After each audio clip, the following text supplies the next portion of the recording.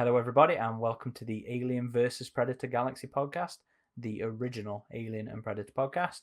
This is regular host Aaron Percival, aka Corporal Hicks, and joining me are usual partners in crime. RidgeTop, or Adam, as I am in the real world. Hello again, everyone. Eric Adams, otherwise known as Xenomorphine. Didn't that just fuck up the alphabet? Eric, you're usually last, buddy. Am I? Alphabetical. Well, I usually go by A for Adams. I'm always that in the register. So. Start again. No, we're going to keep going.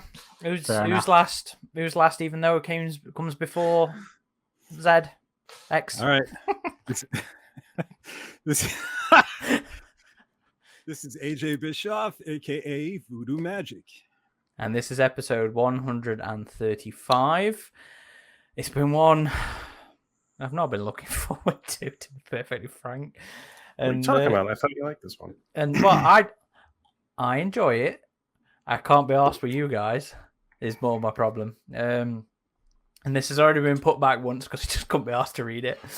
But we are talking Marvel's first complete arc of Alien, aka Bloodlines. Yes. And AJ hasn't them bagged. He's going serious, guys. Bagged and boarded. Bagged and to be boarded. fair, they're collector's items. Yep. To be fair, I've done the same as well on these ones. Have I. Regardless of how I feel about the comic, I got the singles and the variants and all that. So I guess Marvel succeeded. So what you're telling me, Adam, is you're part of the problem? Yeah, maybe. But yeah. No, to be fair, I've only bagged and boarded them because of the storage boxes. Otherwise, those would absolutely destroy the comics if they weren't neatly stacked and protected. Yeah, it loses a lot of value once the corners get bent and the spines get bent, and it's the best way to save these comics here. So, don't they have some sort of like rating scale too, where they like grade your comic, and like some people are like, it's not even worth it to do that, or? It's on a 10-point scale, and it starts with mint, and it's almost impossible to find a mint comic. You know, even if you get it directly from the manufacturer, you know, in the printing runs, there's always something that happens to the comic. But there are 10s out there, and then it goes from near mint and down the scales, and the value goes with it. Sure, it's the thing with like all the trading cards and collectible card games and stuff like that as well. That's become a thing. Selling slabs is what they call it because it gets put in like a plastic, sealed into like a plastic frame, I guess, with the grade on the top and stuff like that. I don't know if that's the same for comics. I guess in the States it's CGC, Certified Guarantee Company, based out of Sarasota, Florida. Ooh, that's where. Yeah, they lock it in plastic. I have a few comics myself, and they grade it, and they also put like this little material in there to absorb moisture. And it keeps the comic pristine. So, and collectors can trust it because, you know, when you sell these comics online, it's very hard to trust the seller to actually grade it accurately. But once you have a reputable company like CGC grading it, then you know as a buyer that the comic is going to come in the condition advertised. And it's really the best way to buy your comics if you're concerned about high grades. I suppose if you're collecting them, because you're not going to be cracking these things open, are you? If you're a reader, right? You can't crack them open without basically breaking its casing, and then it's got to be regraded again. So, but you know, I'm excited about Alien Bloodlines because I don't think I'm going to have to do much work here. I'm just here to eat my popcorn and listen to Adam go off on the artwork. So this should be an easy podcast for me. Well, I'm not gonna go too wild here, so it's gonna be the highlight of the episode. But it is something that I'm sure we're gonna talk about. No doubt. And you know what? Fuck it, I'm gonna start this one off. I've been saying all along, I feel bad for Philip. Creative team is Philip Kennedy Johnson, Salvador LaRocco on art, and guru-efx on colors. And I've been saying for a long time, I felt really bad for Philip Kennedy Johnson because I actually really like the story of these comics. I really like Philip in general, until something recently, which we'll talk about. But in the interviews and stuff I've heard with him, I thought he got his head screwed on really well. It sounded like he really understood the series and stuff like that, and what he was doing in it, I was enjoying. But then with this run, I feel like on our little corner of the internet, the artwork has really overshadowed everything else. Like if you look at all the mainstream places, this thing is getting absolute raves. People seem to love this on the general stuff, but on our boards and on some of the Facebook groups, the art just overshadows everything in this, and it is an absolute shame, because there's a lot going on in here that I really like, and it makes me feel bad for Philip. But then again, on Twitter recently, when somebody brought up the artwork and gave a you go do one yourself response to the criticisms of the artwork, I did sort of like, ooh, you could have handled that better, kind of response. But yeah, in general, I'm always more interested in the story that's going off. That's who I've been. I've always been more interested in the narrative, and there's a lot in here that I quite like in terms of what's going on. This character who doesn't think he's the bad guy, doesn't think he's working for the bad guy until he realizes it is. The whole aspect of the nightmares and everything, the connection between host and alien and stuff like that, that's all stuff I find really interesting and I'm really taken by. But then, yeah, we just get to this lifeless artwork and some of this horrendously distracting tray stuff, photographed or Photoshop filtered alien figures and environments, yeah. And it just and vehicles.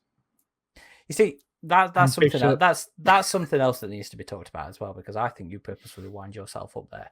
But we'll obviously get into it. So it's a hard one to really talk about. It is a visual medium. There is no fucking denying that. It is a visual medium as much as it's still a narrative medium. And when the controversy to the art and some noticeably pulling you out of the moment bits in the art distract you from the experience, it's a bit of a shame. By a bit of a shame, I mean it's a fucking bummer.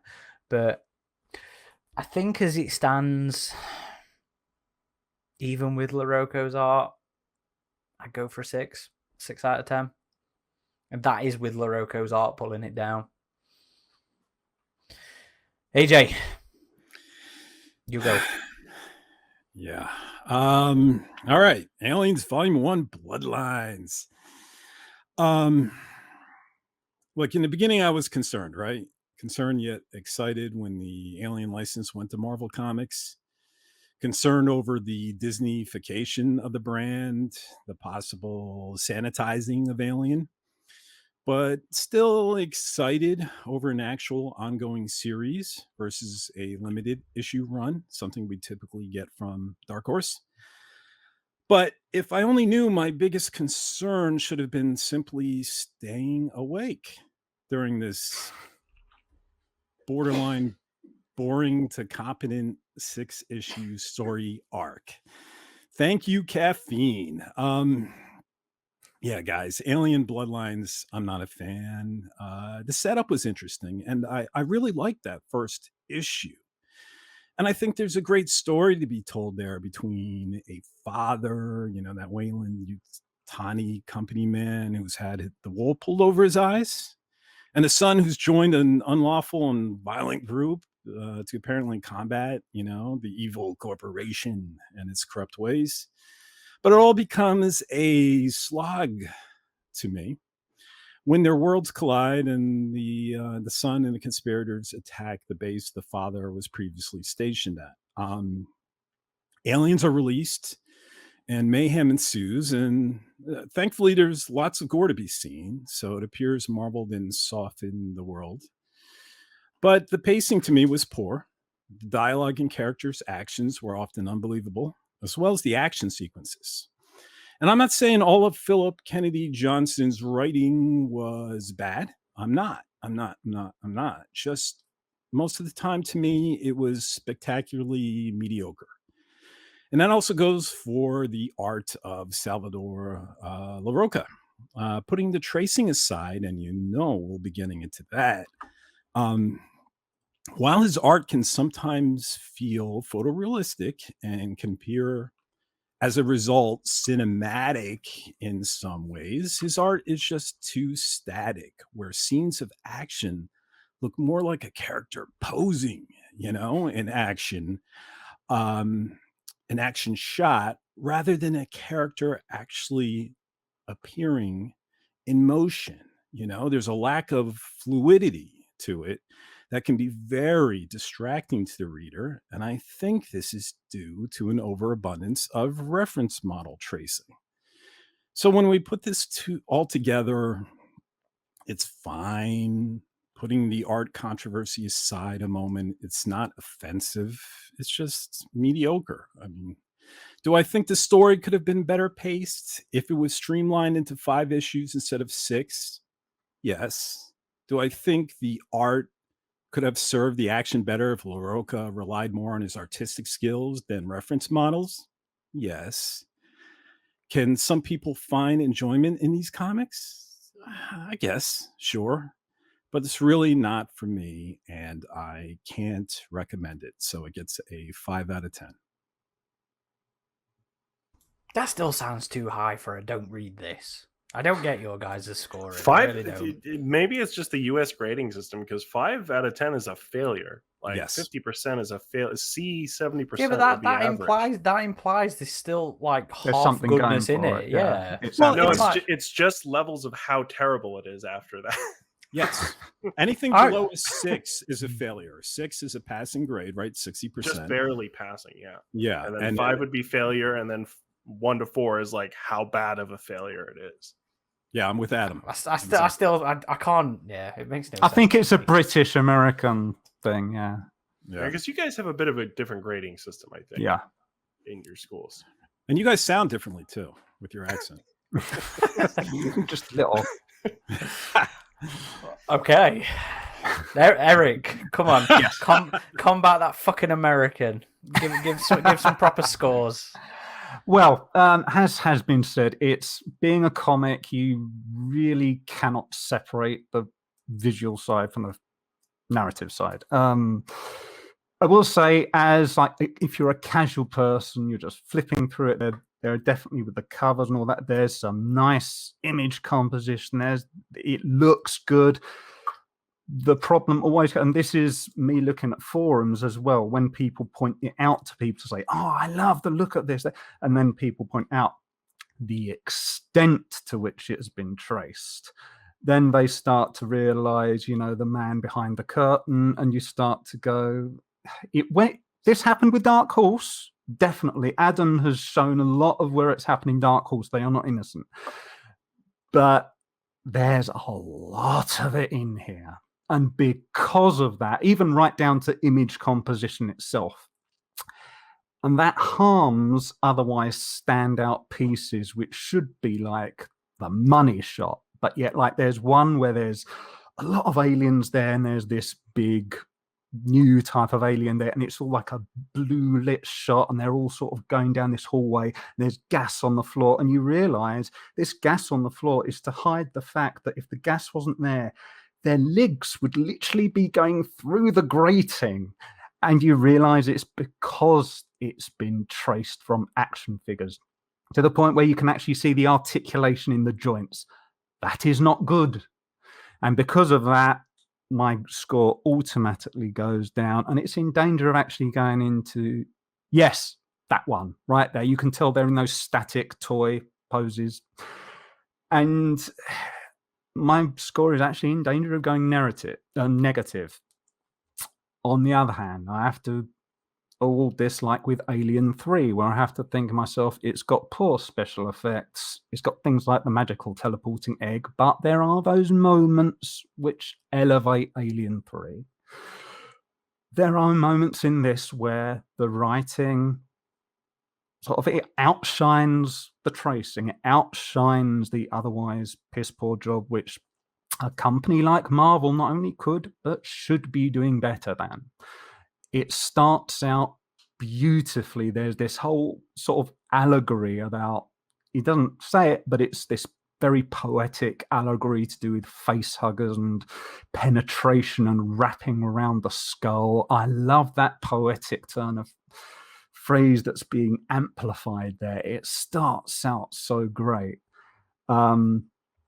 Unfortunately, if I had to encapsulate this, it's a kind of like basically a doesn't matter, it's father and son, it could be mother and daughter. It's a parent and child story where about half the way through or so, it focuses heavily on this father's guilt, and he's got this really thing about he's got to save his son at all costs. But because I don't give a damn about the son, I don't find that compelling, and it just it loses me. There are some points in the narrative where they try and make it their own thing, like the whole bond with a host thing, and I'm thinking, but Ripley, I didn't have that in Resurrection, and things like that, where I'm thinking that clashes, and they're trying to make the alien into this big ancient cosmic thing of that's the thing that gates keep you from being part, it's traveling the stars, it's man's arrogance. I'm thinking man has already traveled, you hardly ever find aliens, so clearly it's not, but they're trying to make out it's that. I like that they're playing, or at least it seems they're playing around with that whole thing in Alien Resurrection where some of the synthetics are becoming autonomous, and I'm wondering, are they trying to play with that storyline? I don't know, but it seemed that's what they're trying to do. But the trouble I had with it was, if you cast your mind back to this War of the Worlds that was done with Tom Cruise, that had a similar problem. He was trying to make amends. He was trying to bond with his son, but his son was such a little shit that he was literally trying to go over the top of the hill to where everything was exploding. And at some point, you've got to say, he's made his bed. Let him lie in it. He's acting stupid. This doesn't make sense. I don't want you to save him. Leave him. It doesn't matter. And there's stupid things that happen. And because this main character's he's been driven by something I don't care about, it makes me go. And yet there are little points like they have Bishop in it, and they do some interesting things with Bishop, like they play around with his thing about I cannot by action or omission of action allow a human to be harmed. That comes into the story. I like that. So there are points where the narrative, the writing outshines what is ultimately, when you realize what's going on with the art, it outshines that. But at the end of the day, it's an average between the two. So I think, like Aaron, I've got to award it 6 out of 10 as a whole. And totally, just before Adam goes, Ripley was different. Remember, she was part of the Yeah, I know she should have had more of a bond than this well, guy. she did have the genetic memory she, thing. She had a huge thing going on. And yet she wasn't having this, I know what the queen. She only realized the queen was going through a particular moment of anguish. And aside from that, there wasn't what should have happened here was they should have gone with Kane, where he couldn't remember what was going on when he was unconscious. And here he's saying, yeah, when I was unconscious, I had these dreams, which clearly are copied from Slither, where the girl bonds with the alien parasite, and she's seeing all these sights of the aliens taking over other worlds. That's what I'm sure it's copied from. Well, Kane never had any of that going on. It's slightly different, though, isn't it? Because it's not necessarily him having it while he's infected. It's the aftermath. Yes, when he had the face. He said when he had the face hugger, that's what he was seeing. And that's what he sees. That's what he sees in his dreams. We'll get into this a bit more too. But even his friend who was just face hugged, like immediately says, "Oh, she's looking for you." So his friend had the same hallucinations as he was being face hugged. Goes again. Yeah. I see what they're trying. It does make it. If this was a new franchise, that would give it it's layered. But because it's happened in the films already, it contradicts it. I mean, we'll get into that one, but Adam, go on then. Fucking bum us all out. Have you got your 8 slides ready with your PowerPoint presentation? No. I'm just going off the cuff here. He's good. So usually with the comics in the past, I had waited until the paperbacks had come out. And because I like reading it as one story. When I was growing up, a lot of the Alien comics had already come out by the time I had gotten into the fandom, so I liked reading them as graphic novels. But I wasn't going to do that here because this seemed like an event. Like, this is a big transition from Dark Horse to Marvel, and I want to see how this goes, and I want to read it. Like, yeah, sometimes in the past I'd read them by singles, but this time I was going to do it with these new comics as well. And even though for our listeners, I am wearing a Dark Horse shirt right now to be cheeky, and I see you're wearing a shirt this time too, AJ. So props on that. But I was not against this merger. Like, I knew it was going to happen. We all kind of knew that this was going to happen with the Marvel taking over the comics. Dark Horse's days were numbered, and it was bittersweet. I was excited about where it would go with the comics with Marvel. And honestly, I still am.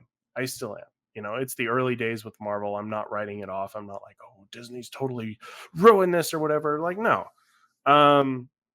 But Dark Horse, they did some really great comics with the series. They had some really great hits with the series. And there were moments where you could tell, like, they really got Alien in terms of the teams that were on it. So with getting into this first, Marvel arc now, it was quite disappointing. It was not the launch that I wanted. Now, we first got our red flag with the Greg Land thing and the cover of the omnibus, the mass market cover, and we got nervous about what we would see happen with the art for this arc. And it seems that our fears were unfortunately founded. Now, while Salvador Larroca is not quite as offensive, I think, with what he does as Greg Land, these aliens are not done well. And yes, it has become a bit of a weird hobby of mine, Aaron, to see where I can find this. But yeah, you take some of these shots of aliens and you put them into Photoshop and they just match up exactly with NECA promotional pictures. And that doesn't happen when you're just freehanding. That happens when you're copying and pasting and throwing it into Photoshop. And with comics, the story is so directly tied to the art, and the art affects how the story is for a reader, how it flows, the pacing. So with the art having the problems that it does, not just with the aliens, but with inconsistencies, the space station, they have multiple establishing shots of the space station where it changes its design entirely from one scene to another. The first issue is terrible at that, isn't it? I mean, the first time you see it, it looks kind of like Gateway. Then the second time, it's just like some indecipherable mashup of things. Yeah. And then the third time, it seems like Larroca's actually like settled on a design from the movie Pandorum or whatever. Like, it changes its design multiple times. It's three times in the first issue, and then they settled on a design. Yeah. And even the dropship, I looked up CG dropship model, and it was one of the first things to pop up. So it's like, okay, like, I miss those older days in the comics where the artists would work with designers, and maybe the deadlines now are so different. Again, like, I know the deadlines are crushing in this industry and they've only gotten worse. So you can only put so much blame on the artist, but other artists seem to not do this. But then again, even comics we've liked, Aaron, like Thicker Than Blood, I found like they had a Predator ship that matched up exactly in Photoshop. But it's like, there are degrees of offense here. I mean, we've got to the point now where you deliberately go out and try and find what stuff is from. You don't even recognize it, and you go, "It's got to be from something," so I'm going to go find it. And it fucking is. It is. And we didn't have that with Dark Horse, did we? I mean, the first time I ever noticed it was Fire and Stone. The Stone aliens, with the screenshot. That is the only time that it's ever been. But I recognize that. Even going back and looking at it, Patrick Reynolds, at least he took his own pictures of his toys. They may have looked like figures, but he still had a great understanding of composition and a great understanding of perspective. And Larroca just doesn't, like, or he's, can't be bothered to anymore, because I've looked at his older stuff with X-Men comics and he clearly can draw, or at least he could at one point. Like, he has the skill there. But you look at his recent comics, even Star Wars, like it straight up just altered like cells from the film. And there's even more egregious things too. Like it was pretty much shown that he stole someone's fan art from DeviantArt, and the watermark was in a Doctor Doom comic that he worked on. Like that's when it's like, okay, this is actually wrong. This is not just like not great art. This is actually like copyright infringement wrong. Now, I don't It's know if any of unethical. that's in this comic. But it just goes to show that the main problem was the aliens. And I think he's lucky he had the colorist that he did. And even in the past, he made some pretty bad comments about a colorist he worked with before. I don't know if you guys saw that, but with this comic, he was very lucky to have guru-efx, because I think the colors were great in the series. My main problem was the perspective issues. The space station did not have a sense of cohesion, either in the interior or the exterior. The aliens themselves, like we saw this in the first preview we saw of the comic, like that big money shot of the aliens, which just looked like a pile of toys with the Giger lady in the center. And then dead space as well on the right hand side. Dead space? As in dead space. Oh, right. Just a bunch of empty space. Yeah. And ripped hive, production shot in the back. Yeah. So you've got what? Requiem's hive there, the overhang from aliens there, that forced perspective model, and then these obvious fucking look at that fucker. Yeah. Look at that one there. The problem with that is an image composition. That's what they call in a bit, it's weighted too much over to one side, and it's just clustered, and then it's like, we need a bit, we're going to make this into a big page now, and you go, oh, okay then, and you just done a bit of background and it's a problem in composition. So I know I've really been ragging on the art, and if you want to see more of my ranting about it, I did post a big like comparison shot on Twitter showing how heavily referenced this comic can be. But in terms of the story, I thought Philip Kennedy Johnson, he did fine. There were things that really intrigued me. The story kind of had me until the last issue. I think at the end, the payoffs to some of the setups were very like, I don't know about that. And like you were saying, AJ, some of the characters just did really nonsensical decisions. And I feel like the comic had its moments where it tried too hard to be edgy, where it was like, oh, we're not Disney-fied, guys, we can be violent. And it just came across as kind of juvenile, you'll know what. Yeah, exactly. So the story was fine. It was far from the worst alien comic story we've gotten, far from the best. It was just kind of average for me. The problem was the art brings it down so much for me. And alien art, like fan art, was one of the first things that got me into the fandom. And you look at the fan art and how good some of it is. And that's why I was just so shocked when it's like, you guys are Marvel. Why are you using artists like this? There's so many artists that are passionate about Alien that are looking for work right now that could do the aliens so well. And or even the old artists. Give us fucking Tristan. Exactly. Just bring Tristan back. Like, I don't think he'd ever meet Marvel's deadline. So that's true, because that was the issue in Defiance, wasn't it? But yeah. So I feel like, but again, quality work takes time. So that's something the industry should maybe re-examine a little bit. But I just feel like the art hurt this comic so much. And if I'm going to look at aliens in comics, I'm going to want to see an artist's take on them. They don't have to be something wildly different, but at least, like, even in Thicker Than Blood, that was obviously Stompy the artist was using for reference, but there was never a time in that comic where I was like, yeah, that was just traced over like Stompy promo shot. The artist did his own thing with it. So unfortunately, this is like a 4 for me. This was not the launch that I was hoping for. But I'm gonna see how it goes with the second arc starting. It has a totally different story. I just think they really need a new artist, and it's a shame. It's disappointing for me as a fan, because I was all rooting for Marvel, and I still am.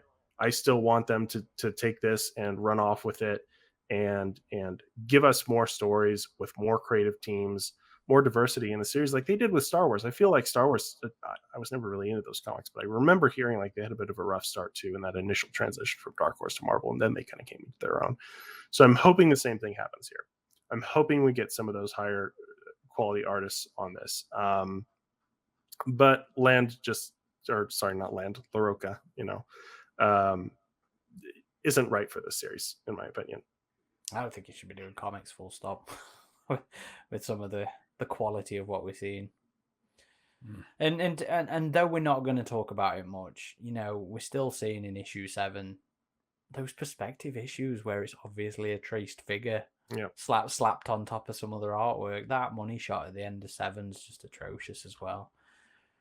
But that's where he really suffers. I mean, I was fine with the first issue with all those dialogue scenes because when the characters look a little more static, especially in the quieter moments, you expect them to look static. But it was the action moments at the time that really didn't have that fluid movement. You can tell it was just a traced pose that, it was supposed to be dynamic, but it wasn't. So if he's doing action comics or action scenes, that's where his style becomes his greatest fault, I think. I mean, I think there is some nice moments in this from LaRocca and the alien.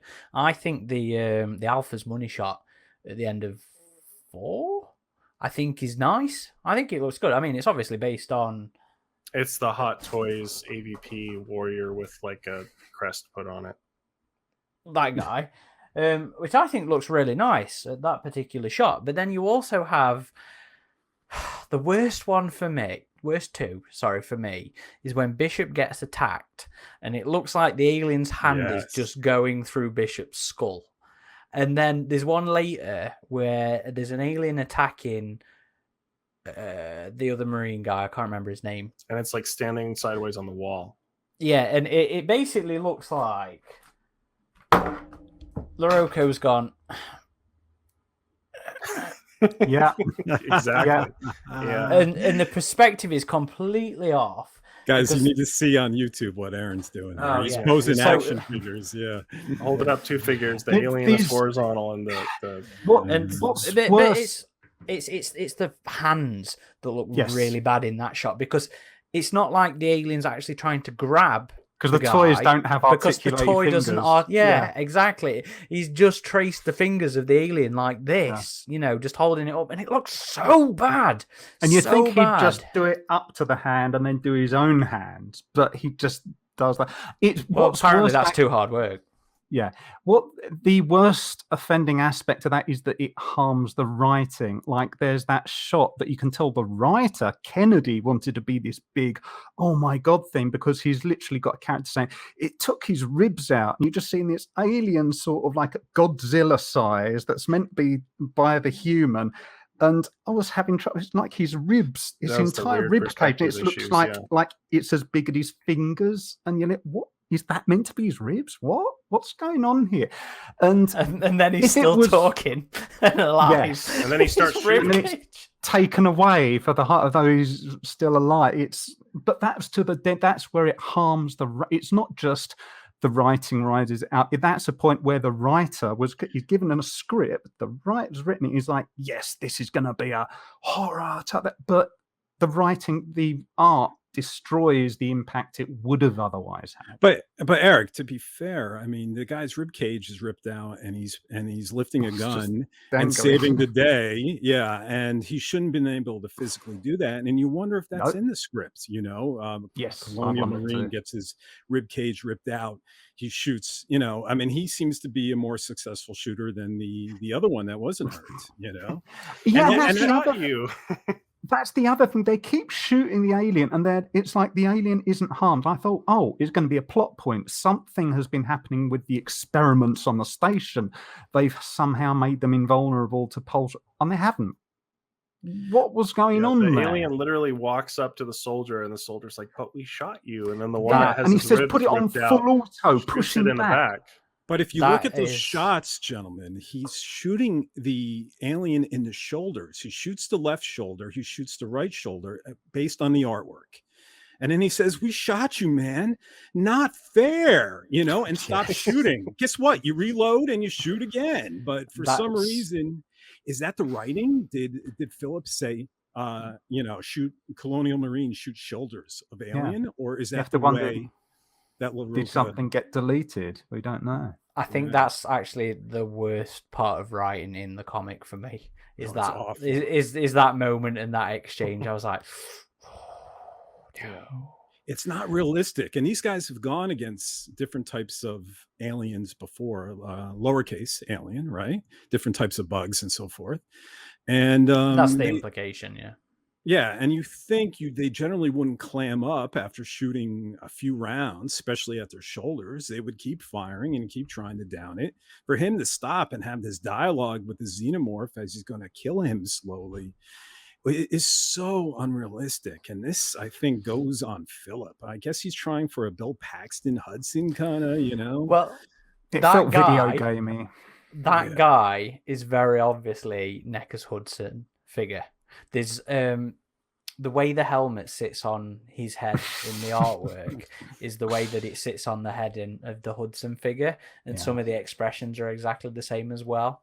So he is definitely the Hudson of the comic series, and I can't think of many people to successfully replicate a Hudson-esque character because it's too hard, it's too iconic, and so much of that is down to Bill. Not necessarily the writing. So, I struggled with him.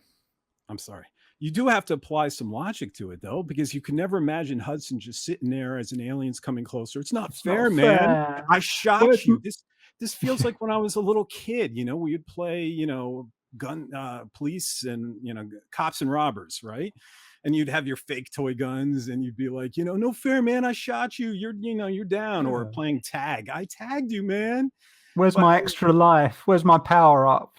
I can't take this writing seriously when there's moments like this. It's like, Philip, I'm sorry, but you're to blame if this is your script. This is not a Hudson moment. This is a stupid moment.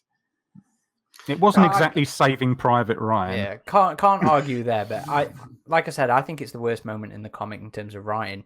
But I don't think it happens enough to really be something that marks anything down for me in this one.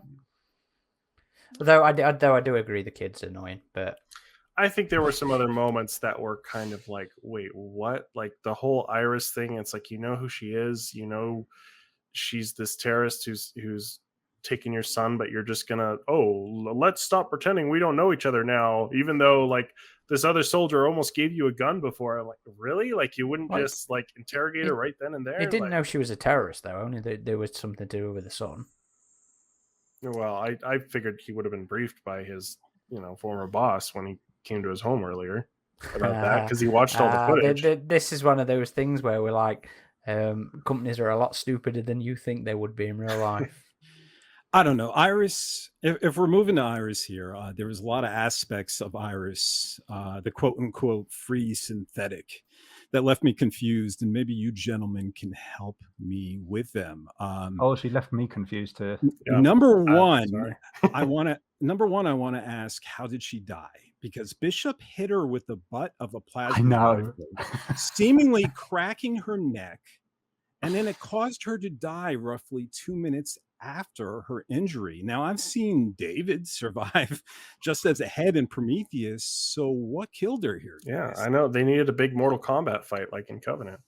I mean, do you guys have any clue what put her down? No, because it went to the next issue, and then Gabriel Cruz, he was also on the ground, sort of like unconscious. I had to go, wait a minute. I had to go back a few frames. And all that happened was that Iris sort of tumbled into him. And it went into his shoulder, and for some reason that knocked him out cold on the ground. I don't know if something in the script didn't get translated or got deleted. But I mean, the whole thing is weird. Like, spoiler alert, her whole motivation, she's literally got a bit of dialogue where she looks over some dead bodies and she says, like, she's being sarcastic. Humanity's clearly in the best of hands with you guys, as though to say, I'm fighting for humanity. And then she's literally, later on, she says, "Yeah, we want to make Earth a post-organic utopia." She wants to make the planet dead. I Like, couldn't just stand move that to an bit. asteroid. No, Because I was like, That's you the look at the motivations. free synthetic thing in Resurrection. They were never about like, we want to destroy humanity and make a We wanna be- post-organic Well, utopia. I was we like, don't really know what they were. That. Just move off to the moon or something. Why do you want to make the planet? It wasn't just want to kill humans. Post-organic. She's got a hate for all life. Where does that come from? That could be interesting. Are you going to explain it? Nope. Well, about those Just gonna guys, give it to right? you. Real quick. So about that, her free synthetic rebellion wanted a post-organic utopia, and her way to do that, I guess, is bringing aliens to Earth. But aren't aliens organic too? Exactly. Yes. I mean, unless how do you go you? with the biomechanical thing, but I don't know. Well, I don't know. I think it was pretty much determined in the first Alien movie was organic, right? Well, But I mean, Yeah, they're well, creatures, they're organisms. biomechanical's always been a big part of Alien. No, I understand that. Well, that's an aesthetic, but the actual things, yeah, they're living organisms. Yes, So they're perfect creatures. They've got organism. life. Yeah. So how do you establish a post-organic utopia that way? Don't. And ironically, she called humans parasites, and I was thinking, hello, what do you think aliens are? Exactly. Wouldn't it be easier for them to have that perfect utopia, just to create a biological weapon, a virus to wipe out humanity, versus this is your plan? I mean, just move somewhere. Like I said, just go live on an asteroid. You've got your post-organic world right there. It's just metal. It's just go and live on a rock. Why do you care? Why do you want the Earth to be like that? Has someone corrupted your program? Has it been to do with things like, where has this synthetics dislike of Wayland Yutani specifically? Because she's got a real thing about Wayland Yutani. Where's that come from? There's a lot of stuff throughout to do with their treatment of synthetics through Bishop as well. Anyway, in the comic, she talks about how she just dislikes humanity in general for treating synthetics like disposable puppets and yet Bishop isn't like Bishop. Yeah, but Bishop's why would the Bishop care? Well, Bishop doesn't. That's the thing. Exactly. It's she that cares. It's obviously a whole new faction of synthetics, and we've also got to remember that this is an ongoing series. This is completely new for Alien, and that's fine if they're doing it ongoing. But in terms of judging this as a story, doing it ongoing. But if they're going to judge it as one story, it would have really helped if those contradictions in her interior sort of structure narrative were explained. As it is, she comes across every bit as contradictory as David 8, and for that reason, I'm like, it would be interesting if we understood why because you're just contradicting yourself, and then for me, that makes the character not interesting. For the same reason as David 8 became not interesting for me. There might be value in the premise, but just the way Iris herself had presented her free synthetic organization and her entire plan. She even called herself more than human, which was an odd stance versus the accurate non-human, category. It's strange to describe yourself more than human when your goal is a post-organic utopia. I don't know. Iris just, it wasn't a well fleshed out, thought out character. It might lead to something great, Aaron, and it could. The potential is there. Just like the issue 1, I thought the potential was there, but it just wasn't executed well, to me, at least. I don't think anything's wrong necessarily with the more than statement, though, because more than's just better than. Better than is better. More is it's more is more of the same. It means I am human, but I'm more than that. I'm more than human. More to me implies past, better. It should have said superior. greater, but it's all semantics. Either way, her logic didn't make sense. Yeah, it didn't make me raise eyebrows. Anyway, Adam, I believe you've raised your hand. I was kind of waiting for the topic of ongoing comic series to come up, because AJ, this is something you and I talked about when this was first starting, because you have more experience with Marvel than I do. I had always, come from the Dark Horse, typically mostly read Dark Horse comics most of my life with Alien and Predator. And they always had like one creative team was on one run that would run about 4 to 5 issues. Now they switched that up a bit with Defiance, which ran for about a dozen issues, I believe. And then they had some sequels to that. But with this one, I was wondering, like, okay, they can't do like a day in the life of someone surviving the alien scourge kind of thing, because that would just like draw on too long. So I was like, is this going to be like the RPG, and where it's like cinematic and we have one story, the story's contained in about a handful of issues, and then we move on to a new story? Or is this going to be like we're staying with the same group of characters for an extended period of time? Now we see at the end of this comic that that's not happening. And it seems like with the beginning of issue 7, this is years later. It's a different storyline with different characters. Now, I'm sure there's going to be some connective tissue there, obviously, given that this is the same creative team. But it seems like they may be taking that Dark Horse approach in terms of, we're going to spend like a handful of issues on one story, and then we're going to move to a new story, even though they may be interconnected, as opposed to a longer running one story, one group of characters type deal. It seems that way. It seems, other than just being in numerical order, they seem like different arcs. They seem like they're going to be handled like limited series. I think Philip went ahead and did an interview that he was like writing these as films, and he thought they can actually be films in the franchise. Now it's up to the reader to determine how accurate that is. But I think it's still going to be, it appears that it might be, I haven't read the next issue, but you're saying it occurs years afterwards. If that's the case, it sounds like that's not going to be the typical way Marvel runs. I mean, one of the superhero way. Yeah, one of the comics I read, which I enjoyed, was the Red Hulk series, which I think went on to 55 issues or something. And there was a creative change around issue 25, both artist and writer. But the story continued. It didn't take years, and it wasn't years further. So I don't think that's the typical model. I don't believe I've seen that ever happen in Marvel before, but maybe they feel this is the best way for Alien to work. Are they going to adapt the same model to Predator once that comes out? I don't know. I hope not, because I do think you can tell a sequential story for years if you plot it out correctly, if you have a good writer, and it could build up to a wonderful crescendo. But I guess at first it doesn't appear that Marvel's going to go that route, which is a shame, because that was the one thing I'm excited about. Ongoing Alien, ongoing Predator. I want to see these stories build up 12 issues, 24 issues, and so forth. Now, maybe with this story, I'll be happy it ends. But, we still have Danny, right? His son Danny survived at the end with Bishop, and maybe we're going to get a tale that continues with him years later. The thing is, we're also only one episode into the second arc, so that's set up for the new situation. We don't really know how, if at all, there is going to be any connective tissue in terms of the multiple arcs. We'll see. We'll find out. It could be something really elaborate, yeah. I mean, you had that with the original Dark Horse comics too, in terms of the Earth War series. Like, you had different stories that were all part of the same arc, kind of. The first 4 were basically the big story. First 4 series. So that's what, 6,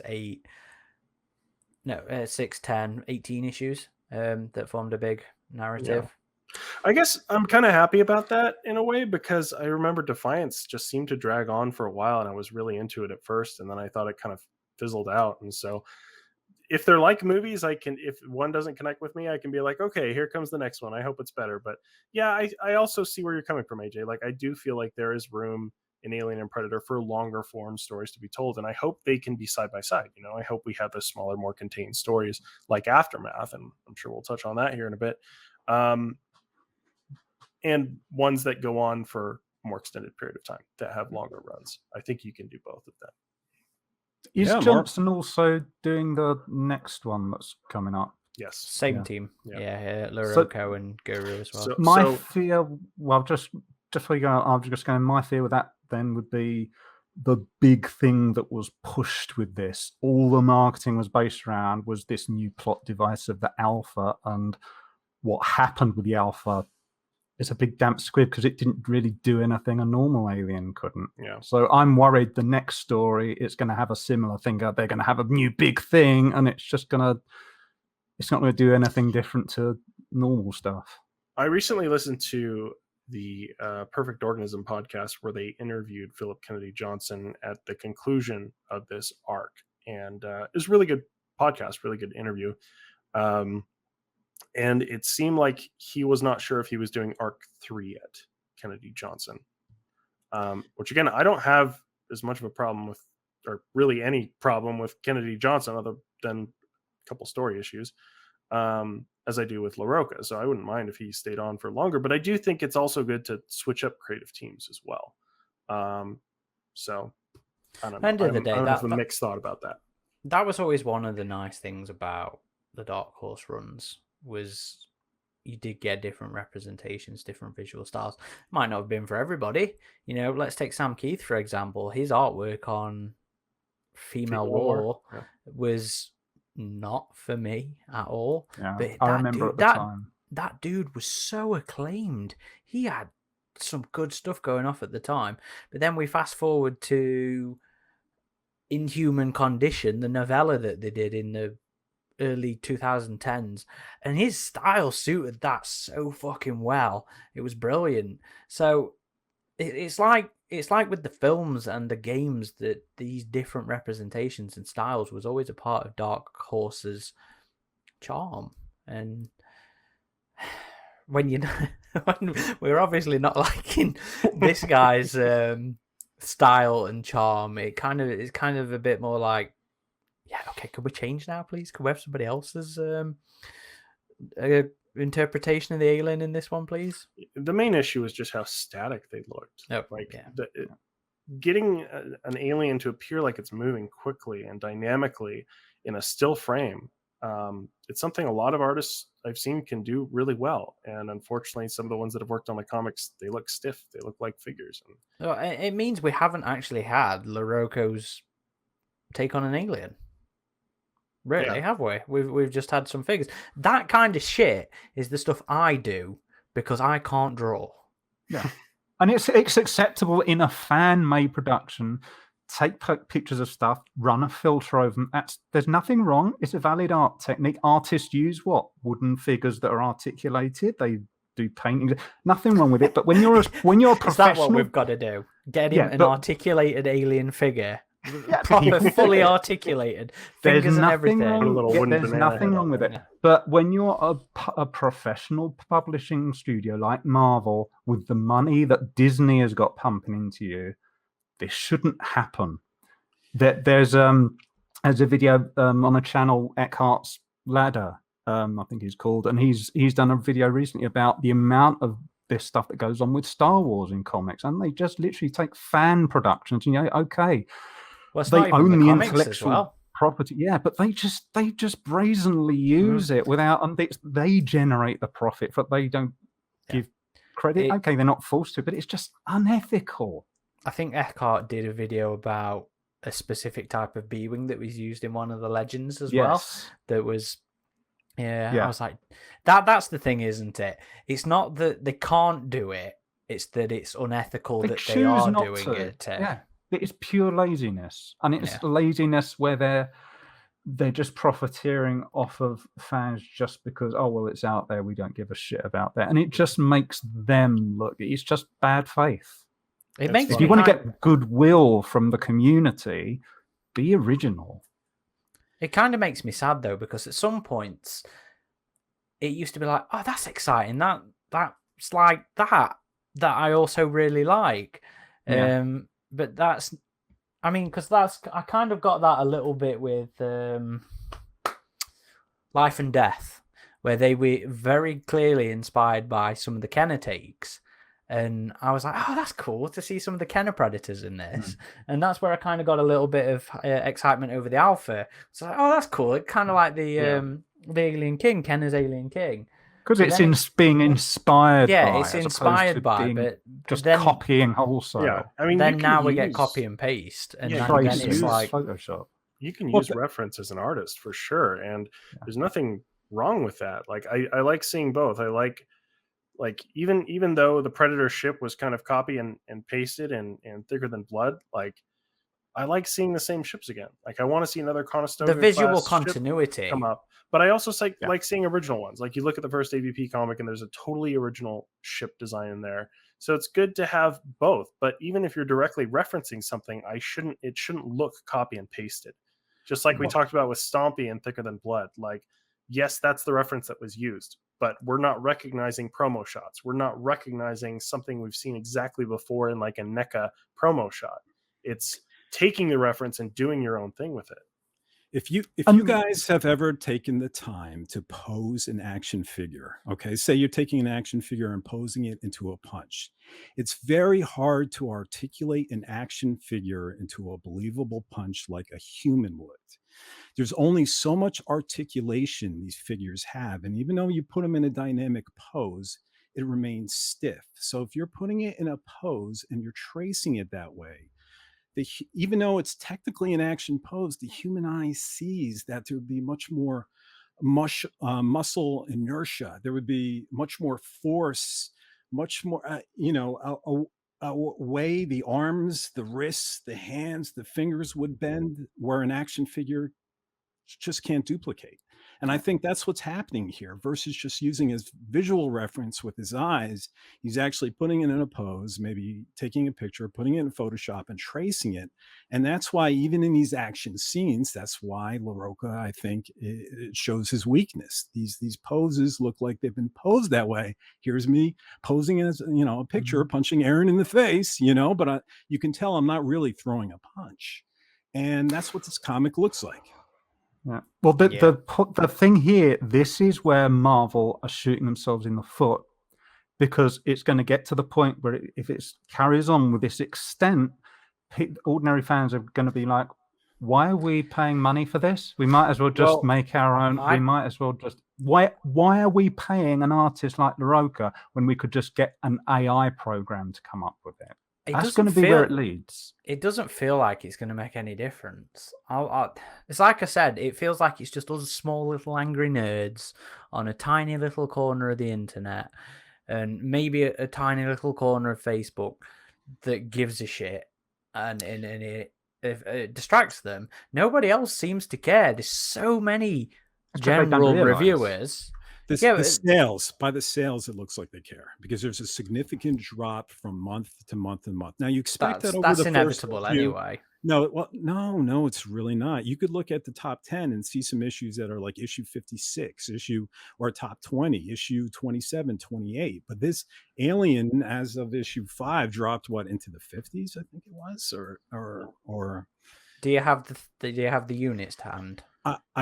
I don't. I could look it up now. That's fine. I'll look it up, because that's where it gets interesting.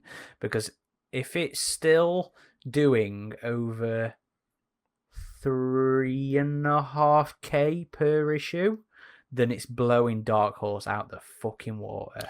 Well, yeah, I mean, there's just such a bigger market share. Like Dark Horse, you just look at their Twitter. Marvel has like 40 million followers, and Dark Horse has like, I don't know. But there's a lot more overhead with Marvel. I'll tell you, Aaron, if it's doing 3,000, it would be canceled months before it even got to 3,000.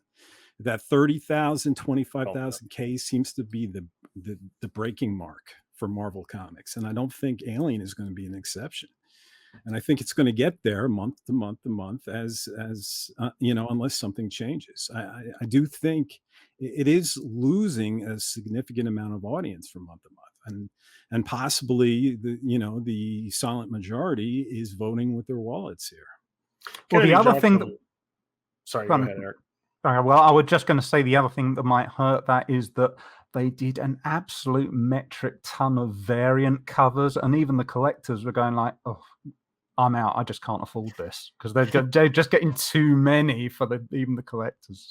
Yeah, the first 2 issues had a lot of variants, especially the first issue, and you have to count for that. I mean, they did sell massively as well, though. What, 3 printings? That's the kind of stuff that Aliens did when it first came out and changed the landscape of media tie. Also, it was a debut issue. People are going to want it for collector's sake because it was the first Marvel thing. So. And that's where you'll get a lot of variances with the launch of the new series. Yeah, I've actually bought comics, gentlemen, for their number 1 and had no intention of following them. So you are going to get a lot of that in the collectors. And you could see that because once it's sold out, a single comic was going for $30. Alien number 1 with the original cover. I was looking on eBay at the time, and it's like, wow, they're going $30 a piece, because people are looking for it. I went to my local. Sorry, go ahead, Aaron. I found the numbers for Alien 5. and it's doing nearly 50K. Right, but you have to look at the drop from month to month. This is just the 5th issue. That's what I'm trying to say. If it keeps progressively dropping, that's the issue. Yeah. Like with a film. And on the interview in Perfect Organism, Kennedy Johnson said, yeah, how long the creative team is going to be with this depends directly on sales. Now, I'm sure Marvel's noticed how strong of a launch this had. But hopefully they will be switching it up with more creative teams. And, again, like I would like to see, it looks like issue 7 is off to an interesting new story. Like I haven't written off Kennedy Johnson or anything. Like I still feel like he could tell some really cool stories in this universe. But I really want a new artist if that point hasn't been made clear enough already. Now It looks like it dropped 4K, by the way, from 4 to 5. So not a massive dip in the grand percentage of it. Yeah. I when I first picked it up at my local comic shop, Black Hat Comics, which is great in Sugar House. If you happen to be in Utah, shout out to them. But they said they had gone through their first shipment entirely of the comic, and they had like big boxes of it. So it was selling quite well, even on the local level. Right. But we've ragged on this comic quite a bit. So let's just let me touch up more on the sales here. So Alien issue 5, yeah, it's spot now 42, right? It debuted number 2, I think, behind that Keanu Reeves comic, I believe. And now it's ranked 42 and 53 in dollars because different comics cost different dollars. So this is issue 5 and it's already down to 42. But you look at stuff like maybe Rorschach at issue 10 is ranked 39. Star Wars Bounty Hunters, issue 14, is ranked 38 above it. Justice League, of course, is Justice League 64 at 35. Miles Morales Spider-Man, not even Peter Parker, at issue 28. So if it keeps dropping, if it doesn't find its steady audience, and it dips down that 35% number, or 35,000 number, I think they're going to definitely make a change. They're going to try to stop the hemorrhaging. I can't even speak. Stop the bleeding. And it's essentially, it's got to find a consistent audience base, or it's not going to continue. It's not going to continue on to issue 50, let alone 100. But it's all about trajectory. Yeah. Going on to what Aaron was saying, like you have to look at this, and I talked a bit about this when I was guesting on Comic Binge, because we did like individual review episodes for each series, and Paul was really into it. Go check out his channel, and we'll leave a description in the we'll leave a description in the link. Right. We'll leave a description in the link, whatever. Anyway, so yeah, he was really into it. And he had not been too into Alien comics before. He was mostly a Star Wars comic guy, Marvel comic guy. So you have to look at this as how the hardcore crowd is going to take this comic and feel about this comic versus how mainstream audiences are going to feel about this comic, and if it'll really have that much of an impact. Now, I'm kind of with you, AJ. I feel like those sales drops are, on some level, people may not be as interested as they were, and maybe that's a natural drop off, and maybe they're not liking the art. But we have to see it. Like going on our own forum, a lot of fans are quite displeased with the comic that we've seen. But I mean, Perfect Organism on their podcast, they were very glowy about it. I know Mr. H on his channel, he was very negative about the comic. So there are very mixed opinions about it. But like you were saying, Aaron, it looks like the mainstream comic reviewers that are not specialized like Alien fan sites are digging it. So the art must not be that big of a deal to them. Yeah. It's like I said, they don't realize, once it's been pointed out to people, I find when I'm looking on social media, they go, oh, and there's that moment where they start looking back at it and they go, oh yeah, I didn't realize how much. When you don't realize all the extent of the laziness, then it looks like, yeah, this is cool, aliens and pulse rifles and stuff, but it's after someone realizes that they go, yeah. It feels like shouting in the cover at first in the omnibus until I found out the story behind it. I don't have the eye that Adam does to recognize, like, oh, this is a Hot Toys toy or this is a NECA toy. But my human eye says, oh, there's something wrong with this. This looks posed. This doesn't look. this doesn't look freehand. So even if you don't have an eye to spot the tracing, something appears wrong as just a regular comic reader. And it definitely throws me out of the book throughout, all 6 issues, but I'd like to go back, guys, because there, not just to harp on this book, I did find it interesting, and you were talking about it in the beginning, that when, according to this storyline, when a facehugger Oh boy. deposits a chest buster into you, a chest burster rather, Yes. that somehow as a host you become a part of the collective hive that You're a Borg. that remains if you survive, if the chest burster is successfully removed from you. And that was an interesting idea that, I had never seen before. Now, I think it did go against the established lore, the established idea that you have no memory of the event, though, because the lead character, Gabe, remarked that unconsciously he watched the aliens that killed his team, watched the aliens from the past, and here's the a weird, future. and here's the weird one, right? In the future that don't even exist yet. So I guess the alien hive mentality can somehow transcend time, I guess. They think took that in a bit of an odd direction, yeah.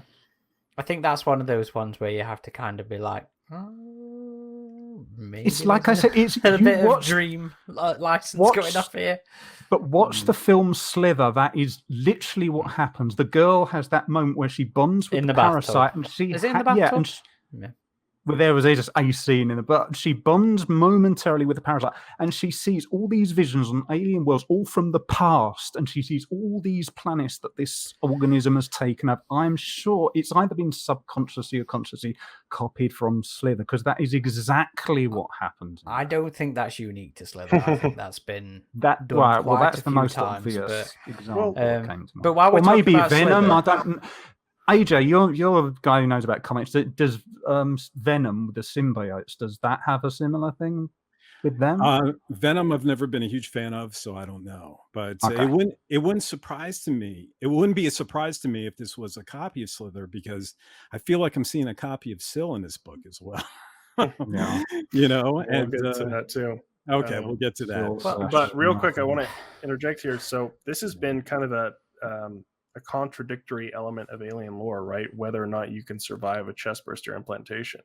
We've seen in some things like colonial marines where it leaves a placenta, which is essentially like a cancer that kills you. And I was wondering if that was what was going on with Cruz, just on a longer time scale, because apparently he is sick. yes, It didn't it's really never go addressed, is it? into that. Yeah. Yeah, what Um, is with that? It was never addressed, and he's dead now. I mean, we don't know. I mean, he was ill. He didn't have much time left to Yeah. reconnect with his son, but they never explained that. What was Yeah. that about? So I was wondering if that was supposed to be that cancerous placenta idea, but in Colonial Marines, it was implied that it was much more media. And I believe there's been other media as well, Aaron, where it's said like, yeah, even if you take it out of you, it's going to kill you.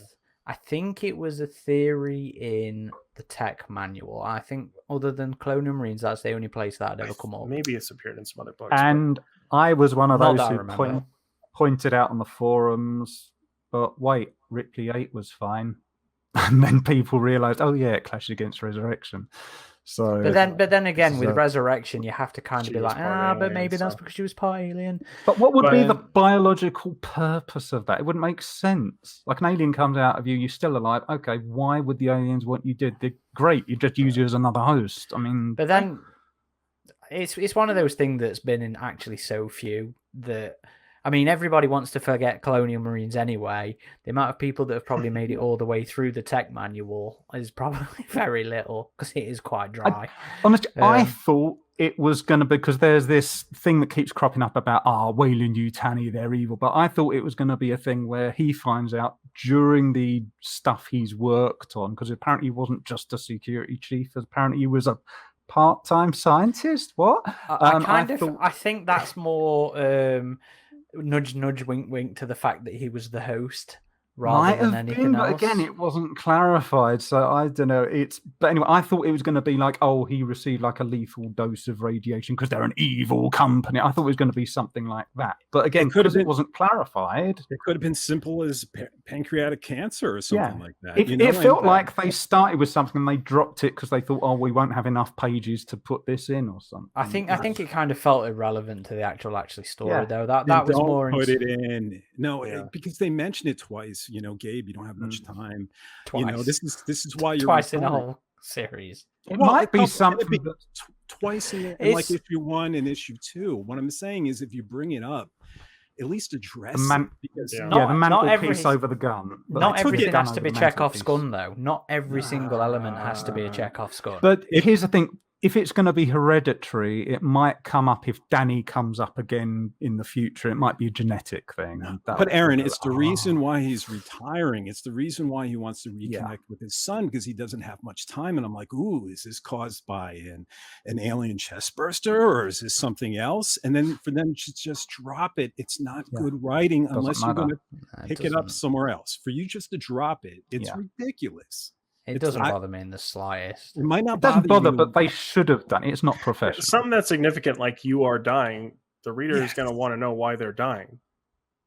Yeah, just don't put it in and say he's retiring then, and don't say he's running out of time. I mean, to throw it in there and then leave it alone, that's just it's all just towards the personal drama though, isn't it? His desperation to reconnect and why he's so angry that he doesn't get to reconnect. That's all just personal drama. But he could have just been retiring. Yeah, but they didn't need to do the "you are dying" thing. But if he's just retiring, and what? So I'll try again in 5 weeks, kind of thing. There's no up in the ante in the personal drama there. It's one of those things that you pick up where I'm just like, it was so kind of brushed over. I didn't even really get that he was dying until the end. I thought when he was saying he was sick, I thought he was talking about psychological issues because of the implantation or whatever.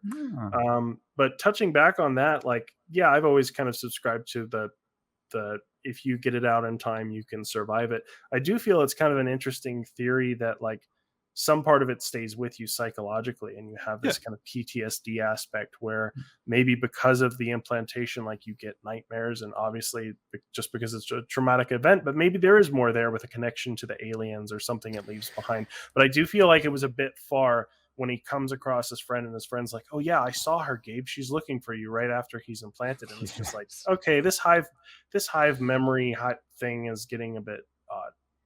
All right, let's talk about her. That's one of the... Well, before we go on to that is one of the things I did actually really like in the comic. Yeah, it doesn't jive fully with some of the other stuff. There's always a way to explain away stuff. Explain away Kane's thing is the same way you explain away the difference in the gestation time. They're older eggs, they've been there longer. That kind of bullshit. There's always a way to explain your way around that kind of thing. But it really interested me, and I actually quite liked it. And I think it's from Alex White's stuff. Purvis in Alien Resurrection. Oh, what, explaining away inside me? He never had any recollection. Yeah, but again, that's the same way we explain away all the things to do with Ripley 8. They're not proper aliens. They're No, tell me I'm wrong. It feels a little reach. Tell me I'm fucking wrong that is not the easy way to explain away anything to do with that film. It's the easy way. Easy. It just feels... it doesn't make it any less valid. They're contaminated aliens. Are we going to then question the fact that not all the queens, pop out a newborn? Plenty in expanded media and in the core movies beyond Resurrection. We've seen plenty of implantation without the whole. Oh, I saw the Giger lady after I was implanted. But how many go on to last more than 5 minutes until the chest burst? Well, you think they'd bring that up if they had that significant. Well, do you think they'd bring that up if they're in the middle of a terrible situation?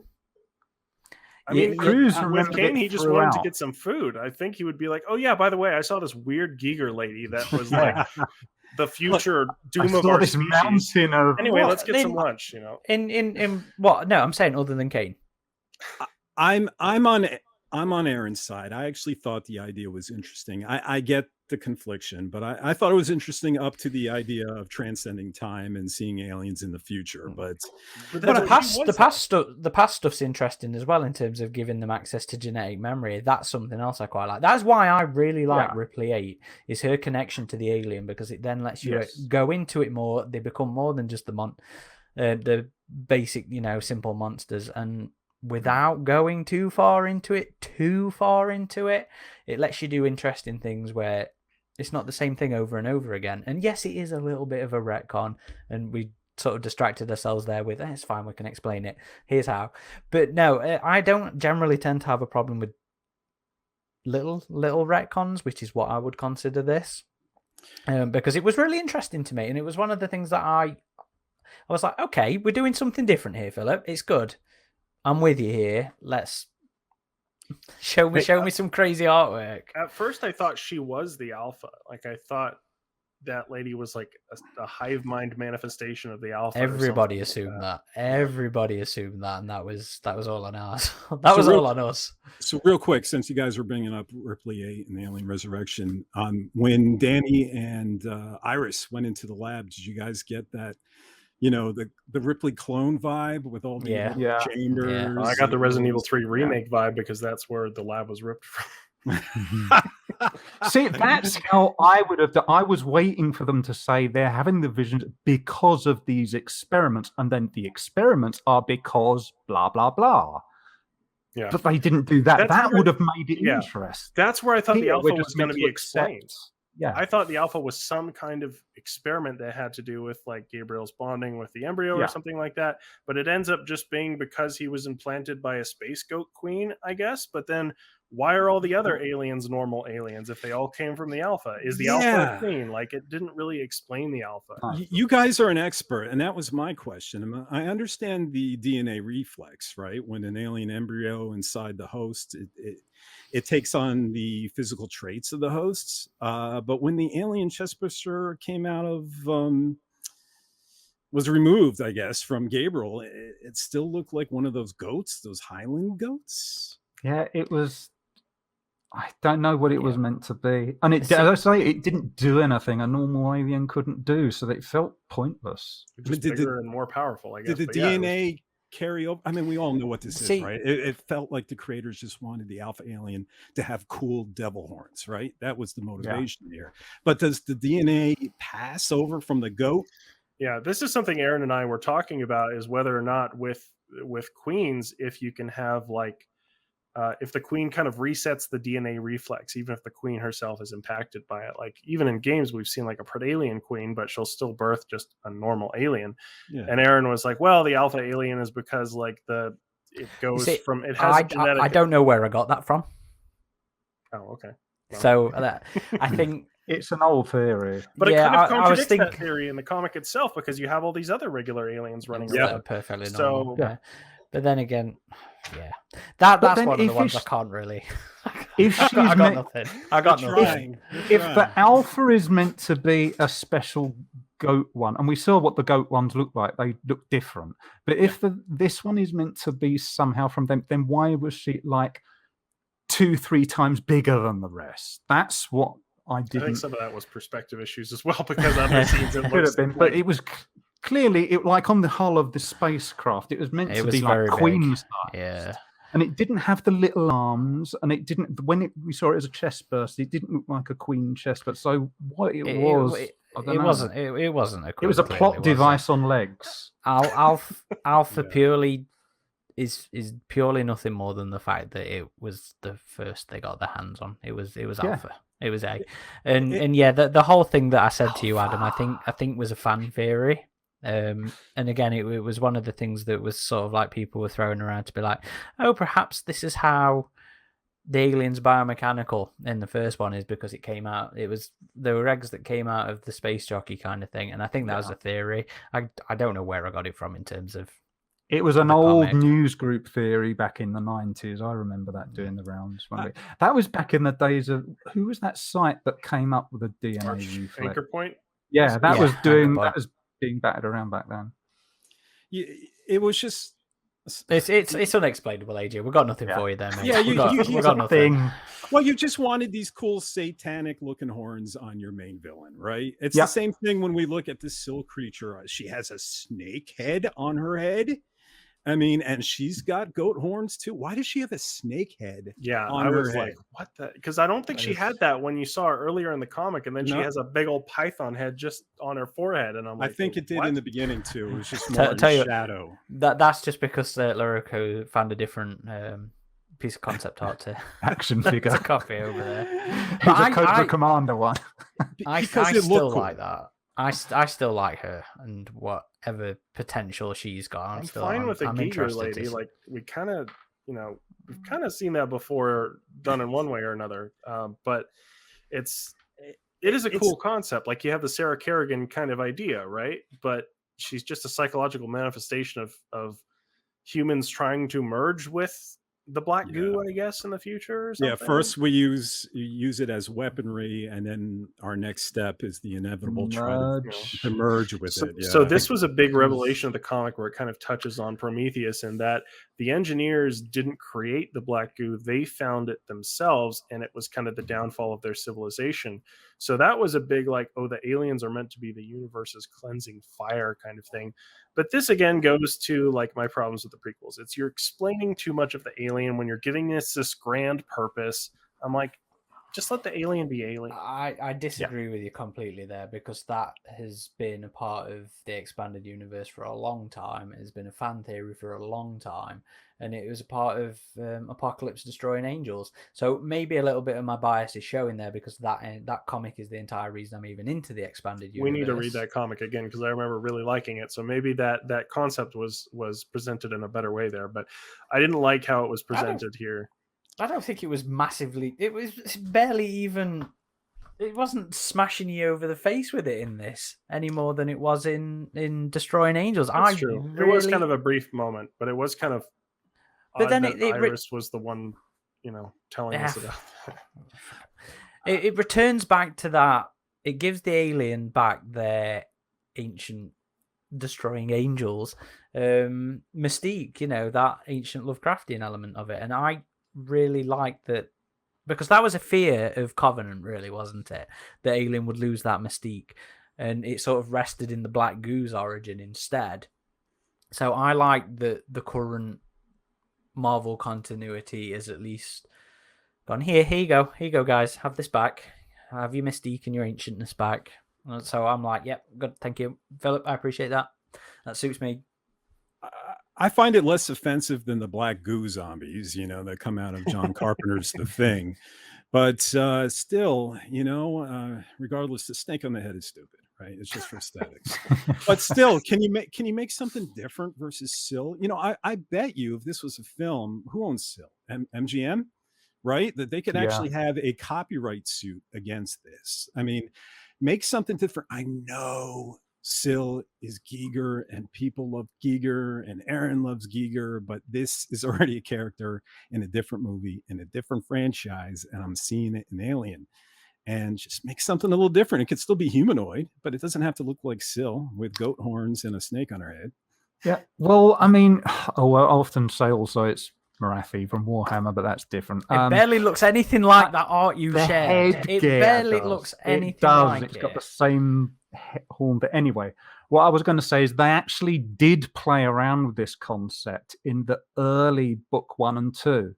But they didn't make this anthropomorphic alien. They just had the queen, and they played around with proper Giger-esque visuals of the queen. They had a beautiful, very nightmarish shot that the adult Newt had of the queen sort of leering down at her, and this sort of saliva going down with a face hugger crawling out there. But she talked about this sort of hideous, invasive nature, and she wants to love us and embrace us. They played around with that, but they didn't need to anthropomorphize the alien. They gave us the recognizable alien visuals, and in fact, early on, they at the beginning of book 2, they had new sort of have Hicks speak, but Hicks was being used as a kind of like ventriloquist puppet almost, with the kind of things he was saying to her, and then a fully grown alien came out of his chest, and before they did all the Church of the Immaculate Incubator. So they've actually done this already. It's just that this time they decided to have this very sort of mysterious femme fatale because that's basically what it is. It's a Borg queen femme fatale as a mysterious thing. Read these comics to find out what she's about, and basically it's that they've just made her more human-like. Her breasts unburdened. Oh yeah. They look like little wall air conditioner dials, But I don't know. It's Syl's an engineer weapon, and she belongs in here. Tell me otherwise, and you can get fucked. Well, I will MGM. tell you, if you watch Species 2 and 3, you'll go, nope, don't want that anywhere near us. No, we only count Species 1. We don't. Hey, we don't Species 2 was all right. Species 2 was. It was Patrick was okay, stupid. but it got a bit too much. MGM might have something to say about that. Well, Aaron. to be fair, I'm sure Giga's estate would have something to say about any attempts to replicate Lee. But you know what? It's like I've said before. His style is just you can't divorce it from Alien. He started a subgenre, the biomechanical art style, and but there's plenty. It's too ingrained in Alien. You can't separate it, as far as I'm concerned. There is plenty to pull from versus this. I mean, I've seen some wonderful designs that just look wrong. They're humanoid. They're xenomorph, but it just looks like an abomination, and give us something like that. Just don't. Well, essentially, they did that with a newborn. It didn't work. No. I don't want to see the eyes. I don't want to see the nose. I don't want to see in the head. I don't want to see the human, right?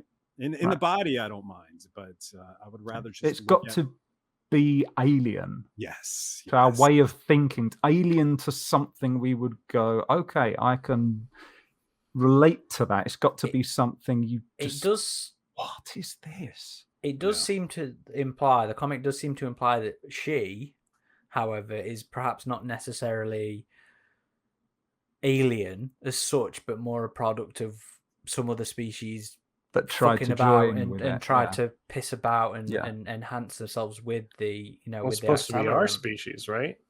I don't necessarily. That's what it was saying. It represents humanity's future after they tried to weaponize them, and then we try and join with them. But that she's saying that's cyclical. That's what everybody else has done. So yeah, but she also said you're seeing your own future as a species. That's what she represents. No, it's a race. But then it's a race of humanoids with snakeheads.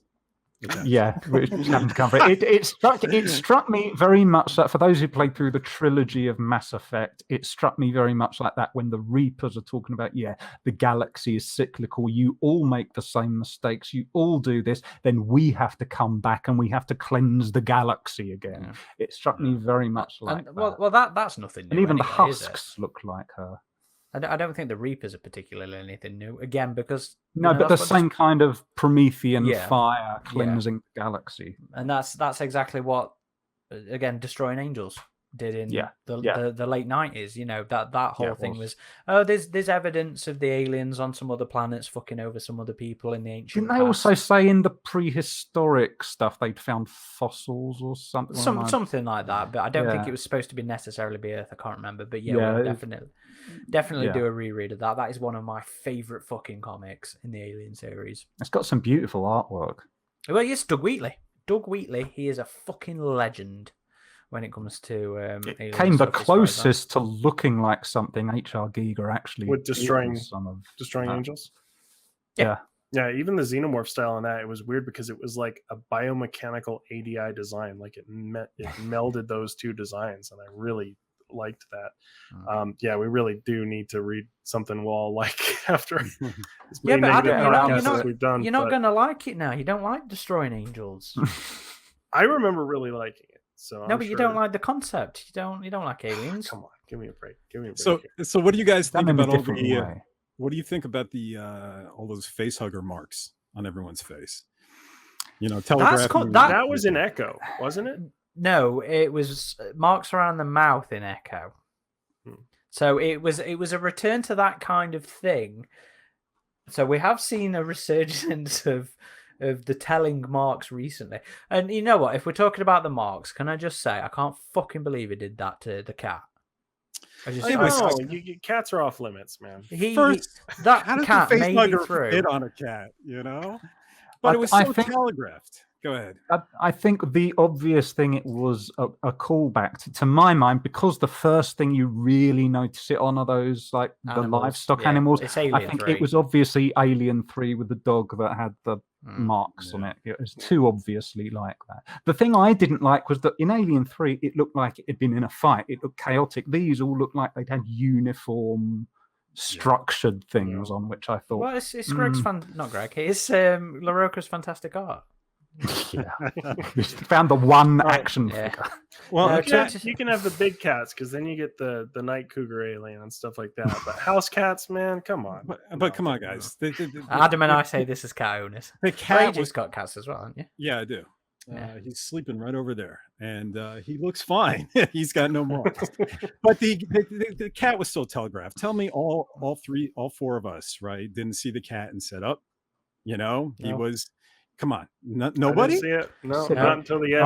With the marks on the face. No. Remember when we did our episode and we talked about, because we only had the preview art, and I said, there's a black cat and it's even got the number 13 on the collar. That thing's going to be evil, or something's going to happen with that cat. And Aaron went, no, they're not going to do that. That makes it worse, though, how obvious it was. That's why it's a black cat with 13. It was so obvious to me. And then I'm thinking, Bishop, you're not smart enough to check it.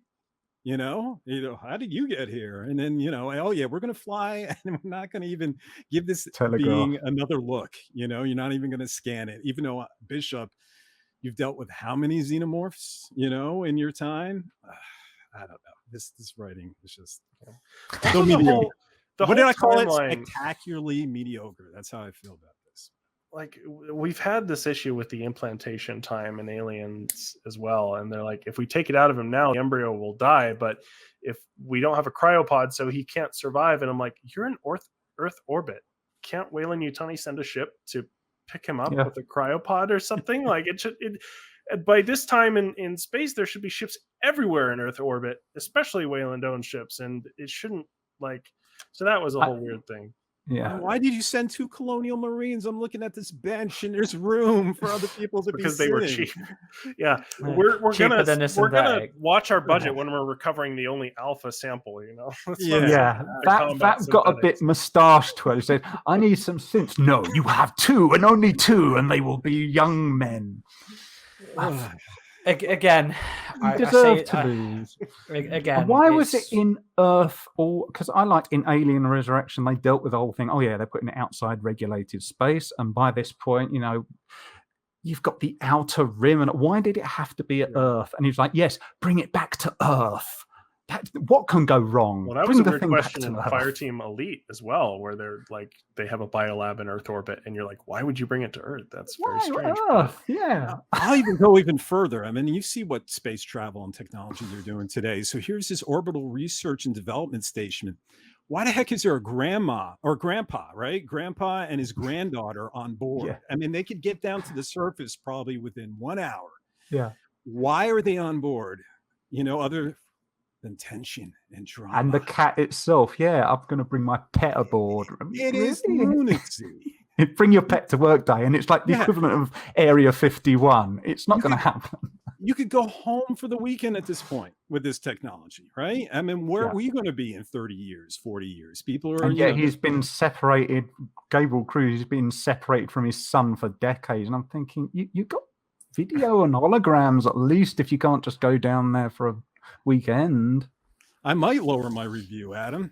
Yeah, like if they had put it somewhere other than Earth orbit, that stuff would have made more sense. Or maybe they'd have converted a pre-existing colony or something. But because it was in Earth orbit, all the stuff they tried to build up, like he hasn't been able to see his son for days, it didn't. It doesn't stand up to scrutiny. He was ostracized from, and this is honestly the basic story I actually thought was quite interesting, how he was ostracized by his family for worrying about his position in the company. Even when his own son died, he was kind of like, oh no, we need to play nice with the company, even though this was due to their negligence. And then he kind of has an arc as a character where he's like, no, I'm not going to lose another son. Screw the company. And so that's his growth as a character. I did find that basic premise to be kind of interesting. I do agree there were some mustache twirling moments of Wayland Yutani, which were kind of like, that was odd. But they also do it with the Resistance group too, that just is like murdering people indiscriminately. Yeah. And we also have another Resistance group in Aftermath. So I wonder if this is going to be like a corporate resistant. I mean, we kind of saw that in Rescue, I guess, and Defiance and Resistance, right? Resistance was before Rescue. Defiance, Resistance, Rescue. Right. So you kind of had, but it was only 2 people there. It wasn't like a big corporate resistance group. And then you have Iris, who's like a double agent. She's really part of a Android utopian group, but she's in a resistance group. And it's like, the okay, minute, but And I can't believe the minute Danny's hand movement. I You look can't believe down, Danny's going along with her. You know, she's like blowing the faces off people. She went for her weapon. we had no You know? choice, baby. Yeah, We had no choice. murdered. They were 2 unarmed. Just for people who haven't read it, they were 2 unarmed security guards. They just go into the airlock, and one of them gets their head literally blown off. And Danny has this moment where he has a realistic kind of semi-realistic reaction, where he's like, you just murdered them in cold blood, and then he, in the next frame, he's like, oh yeah, well, they're just fascists. And at that point, I go, oh, why are you? That was almost human dialogue, but not. It makes them just as bad as Wayland Yutani, Yeah, at that point, you've got that Godzilla meme where you're thinking of Wayland Yutani and this resistance group, and you're just thinking like, let them fight, because they're both just, why should we get invested in you as characters? Yeah. Because they're silly. So Alien Bloodlines over there, Aaron. That's just those last 10 minutes. I'm just like, yeah, I think there's a point knocked off there. Oh, we got you too. Huh? We got you. Yes. It's the internal logic. Hey, Aaron, did that alpha alien have gravity boots too? You want to look at that? No, alien has sticky feet. Aliens, so okay. aliens can walk on stuff. That's no, you don't get that. Sticky feet. I will say, Post-it notes. my least favorite thing about this comic, the art, is also my favorite thing about this comic, the other art, in terms of the covers and the variants. There are some awesome covers by Inhyuk Lee, who did the main covers. Amazing. They look all fantastic. And a lot of the variant covers were really solid too. I bought a lot of the variants just because I thought the covers were so cool. And so I'm like, can we take one of those artists, please? Can we just have one of those cover artists and just have them be the main artist for the series? I would like to see what Inhyuk Lee could do just working on the series. Like there's the covers and the variants, except the ones done by LaRocca, were so strong that I'm like, you have all these artists you could pick from right there. Just pick one. So at least the artwork in Aftermath was good. The artwork was good. The story there was the issue with that one. The artwork, not as much of a problem as it was here. The artwork was can't we have that dude? Can't we have that dude? Yeah. Now, it seems to be a tradition on our podcast to look at comicbookroundup.com. It's the Rotten Tomatoes equivalent. Go for it. For comic books. And unfortunately, it's also including issue 7. And since it's a series, there's no way I can actually remove that from this arc. So counting the first 7 issues collectively, the critic rating, is 7.2. And the user rating is 6.4. And that's out of 60 critic reviews and 108 user reviews. So yeah, it's like I said, the professionals don't seem to care. 7's solid. I think they're more concerned with the writing, apparently. Right, shall we wrap up the Bloodlines bit and then talk about Aftermath for a little bit? Oh boy, we're still doing that one. I say a little bit. I don't know if you'd like to pick up Bloodlines after listening to this, it will be available in paperback this month. Yeah, I don't think I'm going to be buying it. I don't think I'm going to be buying this on paperback, guys. I think for me, the actual issues are enough, and the variants. That's where it's going to stay. I'm probably not going to revisit this at all. I can't really recommend it to everyone. Yes, I think I am going to drop my review review score from a 5 to a 4.5, and it actually makes me feel like I was maybe harder or too hard on Predator Hunters 3 after reading this, because We What gave did that you like give? What- sevens, didn't we? Yeah, Like, no, I don't think we I gave it went sevens. 6. I think I went 6. Which is Well, just, see, I think that's fine for Hunters 3. That's like, it's not bad, but it's not good, but it's not Yeah. bad. 6 here in the I think US, it's just barely passing. You've got fucked up gradings, you guys have. They have their cultural system. We have ours. Look, I mean, Somewhere in the middle. It's 1 to 10, so 5 Yeah. in the Should be middle average. should be Yeah. yeah. Yeah. With your fucking 6s. and- I don't know. You even go to like video game 0.5. rating websites, and they have like they talk about the meaning for each score, and 5 is like poor, not recommended, and then everything be below like- No, that is just that levels should of- be Four 4 or and 3. below. Yeah, Yeah. that should. Well, you have to complain to Rotten Tomatoes, because once it drops under 60%, it's a Rotten Tomato. Well, they're So, wrong. sorry. We will. They're we will wrong. complain. Yeah, you know what, I'm- Make our own. 5 is an That's average right. for you guys. 7 is an average for us. You guys See, are seven wrong. to me is solid. 7 to me is just It's a Okay, C. maybe Ah, a 6 is like average. 5 is not recommended, and a 7 would be like decent, like okay, leaning towards positive, and an 8 would be good. 9 would be great. 10 would be fantastic. So I think Okay, we go by there- that. We get there's- questionnaires, and it's like or dislike, and then you've got like those gradients on each. Yeah. over here, but, like if you do dead center, you neither like nor dislike. Hmm. So I think that's yeah, how it is for exactly, us, 'cause exactly. we get those yeah. questionnaires.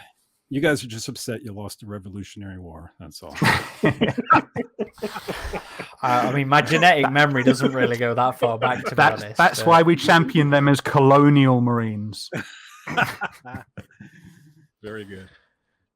Right, so were we wrapping up then? I think we were, weren't we? Yeah. Oh, So, yeah. AJ's what? Were you 4.5? 4.5, sir.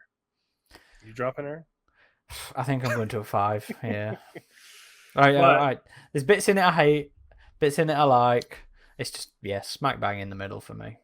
I mean, as much as bad things as I have to say about the comic, I still, bought a bunch of variants and bought this collector's box. So Marvel got their You money. are the problem. Hey, we all own the Predator, don't we? I got it bought Yeah, for fair me. point. Ah, Yes. That's Very still good. just as Which bad. I'm There's no thankful for. moral or ethical workaround for that one. I assume you'll be getting the my- Predator box, AJ, when that finally drops. yeah, I was actually looking for the Alien box at my comic book store, and they didn't carry it, but they could order for me, but you had to buy like 4 at a time, and it was Yeah. some ridiculous price. I had to buy a box of, I think it was 3. No, he could only get boxes of so many in. Only so many other people wanted them. I was like, I'll buy what's left. Just get Yeah. 'em in. My Just shop get 'em just in. asked how many I wanted, and I told them to, and they had them. So It's something like $20 a pop, I think, for each no, one. For each it wasn't that box. much for me. It was like 12, I think. Maybe not even that. I don't even think it. I think it was like £5 here. What? Oh, well, maybe he was gouging me or selling it at list price. I don't know. But you Well, can my- find them online, I think. Still, maybe. So let's find out. Wait, Adam, did your score drop? No, I'm sticking at a No, 4. still. Yeah, Okay. I was going to say mine is still only just pushing over from 5 to 6 because there are moments in the writing which I do like what they do with Bishop's character. I quite like. There's some nice poetry in there at moments. They just about push it over the line, but only just. Eric, you have the highest score of the group. 6, I know. Yeah. Wow. But I'm tempted to go 5, but it's just. You know what? I'm going 5.5. Yeah. I'm up in it. We'll do the gradient with the half scores going up. All right, yeah, I I- dropped to 4.4. Oh god, yeah, it is, isn't it? Well, no, it won't be. 0.4. We better Okay, move on, or I'll let's- keep dropping. So let's Let's Do the see. run the calculations, run the numbers in one of those scientific calculators. I don't want to spend too long on this one, but we might as We'll well. not spend too long. Let me see if I can Aliens, find mine. Spooky alien. I It's got not one of the really- covers here. Spooky glow in the dark alien free with every issue. There's Oh, not very terribly much to talk about with this one, to be honest, is there? No, All I no. can say is I fucking wish they'd leave Hadley's Hope alone. Yeah. and it's got good artwork. That's Yeah, the artwork is definitely an improvement here. Definitely. Yeah, It's actual sure. natural artwork. It was weird that the artist could do the aliens really well, but they were all like bright white glowing. I was like, I want to see you do a dark and creepy alien. Come on. Was that because of the well, I suppose- radioactivity? apparently was what was you would implied, I think again, Perfect Organism interviewed Ben Percy before it came out, I think, and I think he pretty much just straight up told him, yeah, it's What? radioactive. They're supposed to be boilers. Well, you wouldn't know anything in Colonial Marines was supposed to be radioactive unless you'd read fucking what was that knobhead's name? Newman? Newman? Mikey Newman? Was that who was the writer of that? I'm not gonna go think there. so, yeah. Yeah, But wasn't there I a prequel remember. comic to that game too? Yeah, you got it, like Yes, conventions. But Yes. I don't really see how it was a prequel.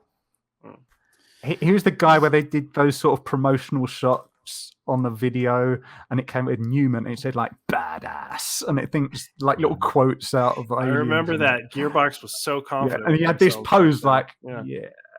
I don't know how the fuck they were confident with that game. They must have known it was an absolute fucking mess. But anyway, my takeaway from this Yes. comic is another Vasquez relation. Why the Yes. fuck was stuff placed where it was placed? And can we stop going to Hadley's Hope? And can Dave Watcher come and do the main series, please? Yeah. That is my takeaway from this. I think this is pretty much a solid in the middle 5 out of 5. Yeah. Who's next? Go on. Okay. My take is I enjoyed the artwork. It looked like it was freehand, and the story here is what was lacking. And I didn't really appreciate the whole, we're filming everything and we're extreme. It reminds me of this Harold and Kumar Goes to White Castle. I don't know if It did make them feel quite obnoxious early on, didn't it? Yeah, let's set this bomb to go right away off, and we could maybe die in the process, and we're extreme, and it's not like it's even live either, isn't it? It's like if you guys die before you can edit and release this, then yeah. This is what unboxing videos are like in the future. Can I unbox this before this dynamite goes off? Yeah, I mean, I guess, and then it was, it passed off as Vasquez's son being some sort of adrenaline junkie, Nephew, I think. nephew. Yeah. Oh, nephew, excuse me, that's right. It was Aunt Vasquez, but overall, Aunt Vasquez. Overall, and we'd previously seen her sister Sister, in the Colonial Marines comics, so it's like, okay. Ye oldie. Okay. Yeah, And that whole stuff with Russ as well. I know Eric wants. Sorry, I'm interrupting you, AJ. Sorry, finish your. I lost my train of thought now, dude. Yeah. This is why Vasquez. I wasn't looking forward to this episode because I knew it was going to be just fucking.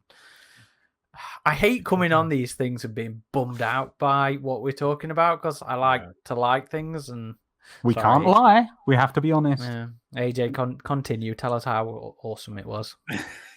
Yeah. I mean, it was pretty anticlimactic. Didn't it end with you? I didn't reread this. Utani, I think. So Ms. Uton is in it, and Vasquez, Cutter Vasquez dies.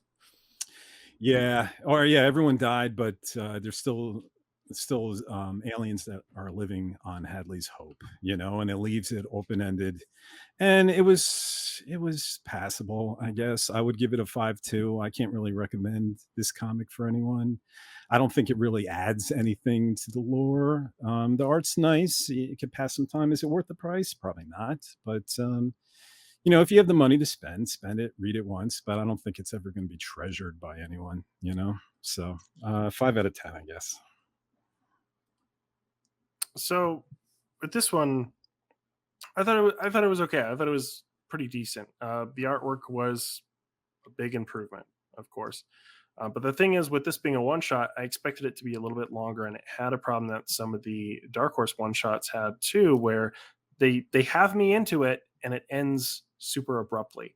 Like you were saying, AJ, it's just anticlimactic. Like there was another one I really liked called Fast Track to Heaven in the Dark Horse days, Aaron, if you remember that. Like I was really like that comic, but it just ends so abruptly right when it has me. And this one has the same issue. Like they're cutting a deal, and I think, okay, there's going to be this big escape here now. But no, they just all die, and Miss Yutani is like, oh, okay, well, we know where it is, or whatever at the end. And I'm just like, like you almost had me, but it ended way too quickly. I thought the whole irradiated alien was kind of strange, how it bled like liquid nitrogen or something, which was that whole thing with the alien was weird in this. But the alien looked cool. Oh yeah, definitely. Just like give me a though? dark and spooky alien, not a blinding bright white alien. Like so well, like there was the dead body. That's true. And yeah, the artist can do aliens. This artist can do aliens. So please have this artist back. They were all wearing Prometheus spacesuits, which we kind of saw before in Dark Horse a bit too, near the end. So that was kind of cool to see that back. I guess it was supposed to be Newt's father that Burke hid away in the basement of, which has triggered Eric. Yeah, I'll come to my review and it's my turn. No, just go 5 out of 10 for me too. Go for it. All right, go Eric. Me? Okay, well, my score first, because I wrote this up on the forums. My score for the story is 3 out of 10. Oof. Art, 6 out of 10. Tension / atmosphere, 1 out of 10. Believability. So that's low on the art. That was far better than a 6. I thought. Was it just your dislike of the silver alien? I would partly that, but it worked. And that was it for me. What's the average of your score? Because you were all over. What if you had low, just low, low score. Low. So yeah, so it's I didn't write the damn thing. Yes, so you have this whole big marketing push. Spooky alien. Is it a ghost? Is it that? It's just a normal alien that mutated. Why did it mutate? It never tells us. Why it used to be a ridge-headed alien. Apparently it just turned into a dome-headed alien. Why? Why did it have, liquid nitrogen instead of acid? I think it's that they were doing an Alien Resurrection callback. You remember the security guard who got his limb frozen and smashed? That's the only thing. Otherwise, it's just change for the sake of change. It didn't add anything to the story. They could have done something like, it was through one of the sewer ducts when the blast hit, or something. They never. It's just literally an alien which glows just because it can glow. And by glowing, it makes it less able to creep up on a victim. So I think a ghost would have been more interesting, as I'm sure I would have been griping about that too. But or that maybe the colony AI sort of running a hologram that's gone right could have done new and interesting, but it's literally just an alien which glows because it's a glowing alien, and for some reason it was the only one that decided to. It's like you got a Terminator showing up in a story, and it's for some reason it's got a red endoskeleton. Interesting visual, right? Surely there's going to be a reason for that. Maybe there's like a new Skynet faction, or the Resistance. Maybe they're using different materials to make them for some reason. No, it's just Skynet's making red Terminators. Thinks they go faster. I don't know. That's what we have here with an alien. Then you've got a terrorist organization with they're like a Marxist eco. Hey, at least they're not as murderous as the ones in the last comic. The alien stories have a weird time with terrorist organizations. They have this thing about, the corporations are raping planets and blah, blah, blah. Now, think about this. They go to they're shipping. They go into a place where they stop Wayland Yutani and that they're shipping out mineral ore, and they go at it, and at best that means these ships aren't going to be able to complete their contracts, so they're not going to be able to pay ordinary workers, striking a blow for workers. I don't understand their logic. They're very counterproductive. You got this guy that's related to Vasquez doesn't add anything to the story. It's just an excuse to call back to Vasquez. Here's a colonial marine character. Here's aliens. Here's the colony, which for some reason isn't properly vaporized. It's just Hadley's Hope. Yeah. I know it sounds stupid, but that's literally what happens. They decided to make it snow like at Christmas, Halloween and Christmas, right? No, it's just nuclear winter, but it wouldn't make sense because there's no forests on LV-426 to kick up all the fireballs. There would be nuclear winter. It wouldn't make sense. It wouldn't have, but they want it to snow. So instead of rain, it's snow. It's more comforting than whatever. That's the direction they're going with. They also did go in the direction of they're going to have an original colonist, the first person who got face hugged. So clearly it made sense for Hadley's Hope to get this guy back, able to get the face hugger off and all that, and then send more people out to the place. Apparently that's what happened. He's frozen. For some reason, they never froze any of the other colonists. They let them hatch. It goes like that. I can go on, but it's crazy. It's Burke's. You talk about Alien 3 being Ripley's Space Nightmare. This is Burke's nightmare when he's just being cocooned. It's crazy. Don't buy it. That's my review. What's your score? If it's not less than a 5, I'm going to be fucked Adam, off. he already said it's a low out of 10. It's just a low. It's 3 to 4. Well, if you're giving the story a 3 and the art a 6, probably a 4, I would imagine. Yeah, it's around 3 to 4. But the art pushes it just because the art is nice. But again, it's no different to Dark Horse. I think I'm going to boost my score on this one. If this was the Dark Horse comic, you'd say the art was average for a Dark Horse comic, I think. I think it's slightly better than average. I mean, the humans are quite stylized. It kind of reminds me of some of the Predator Hunters series where the humans are not cartoony, but they're more stylized than a realistic style. But I thought it worked here, and he did a great job on the hives. Like, the hives looked great. The alien looked great. The whole Snow White sequence, as silly as it was, looked great. Yeah. It was odd that they just... This is why I say 6. For me, a 7 out of 10 for art has to be art which is something special, not just, that's nice. No, that is solid. 7 is solid. Something decent. That's something good for me. 6 you know what? Is better than average. We are coming up with a formalized AVP Galaxy podcast rating system. We need a score list that because we can all agree on. It has to be a compromise. It has to be a hybrid US-UK scoring system.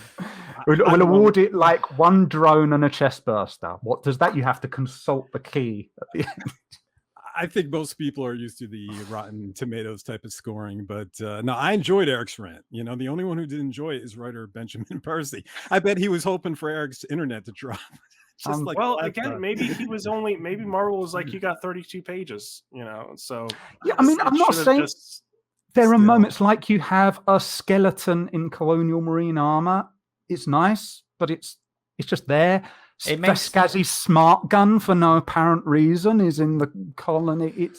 That was the only thing that genuinely fucked me off in it. Was like, why is this in the colony? This was in the atmosphere processor. What's it? I would have tried to insert a moment in Aliens. You know, you could go through the whole film and probably insert scenes. You know, and add to the lore. If I was that's Newt's tale, basically. No, we don't do that because that's shit. Who says? What was the comic? Field Report.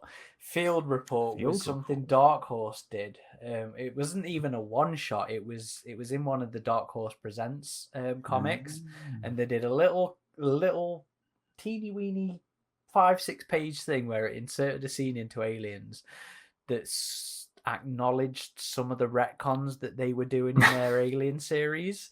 To be like, oh yeah, don't worry about it. There really were some people that we're missing and a ship that we're missing. Hicks knows about it. Don't worry, it's mentioned. That is that. Yeah, that's the only one. It's like Turk level. Yeah. You could Yeah. do something without damaging. You could just add a little character moment in addition to the story without actually impacting. Look, we learned with Predator Hunting Grounds that Dutch was on the chopper with Garber when the chopper came down and landed. You know, He was right there. he was right there, and you know, He peeked out the door. you know, did I start screaming? No, you know, this is. I mean, it's fine. You know, it's a comic book. Yeah. Some retcons work better than others, but they retcon, pile what up. I'm talking They about. pile up quickly. I mean, you look at River of Pain, like Hadley's Hope is just retcon city at this point. Yeah, let's leave Hadley's Into the Hope RPG as well. alone. Like, there's just so much that's happened at Hadley's Hope in that span of time. I mean, what if you're going to do this? Like, all this was basically like an X-Man alien, and it killed someone in like one of the really generic fashions, like a tail goes through a rib cage. Rah, I'm an alien. It didn't do anything that deserved the hype. What you are need to about? deserve the hype. It froze that Layla's hand. It could have just something completely new. It wouldn't have made any difference. I'm being facetious. Don't worry about it. Okay. I wanted a But it's backstory like, do of those something. hamsters, you know, in Hadley's Hope. Wasn't there hamsters? I think. I'd have rated that higher. Well, they you should know have had what? irritated mutated xenomorph hamsters is what they should have had. I mean, Yes. what could They have been probably have interesting now. is going back into the derelict. That might have been fun to see visualized. It was one of in the original treatment, I think, was she didn't bring Russ out with her, and everybody went in to explore and all got infested, and that could have been a nice moment. See, Aaron, it does work sometimes. Okay, but can we leave Hadley's Hope alone? It's all about the execution. As long as we it's be done with outside it? of Hadley's Hope. No, can we just be done with that whole thing? The Ilium Next- Mountains. I don't want to see a TV show based on it. I don't want to see another book. I don't want to see another comic. I don't want to see another short story because that was another fucking terrible one. I still say Pokemon. there's room for the comical adventures of Simpson and Lidecker. You can do a whole sitcom like The Office, but in space. It can be about. Wasn't Red Dwarf? It had him in it, it as had the him in it, captain, yeah. So there you go. There's your sequel. I'm sure we'll get another one in 5 years. So, and you can complain about it, and we can listen to Eric's rant. Yeah. You had Space Terrorist versus Wayland Yutani, and everyone wanted to fuck each other over. You didn't care. Weird how they just blew up that whole station. Just like, were there people on that station? You're just like, what? Okay. Was it automated? Hopefully. Like, I don't know. Nobody knows. Nobody cares. That's the feeling you get about this. I'm sorry, but I wanted to.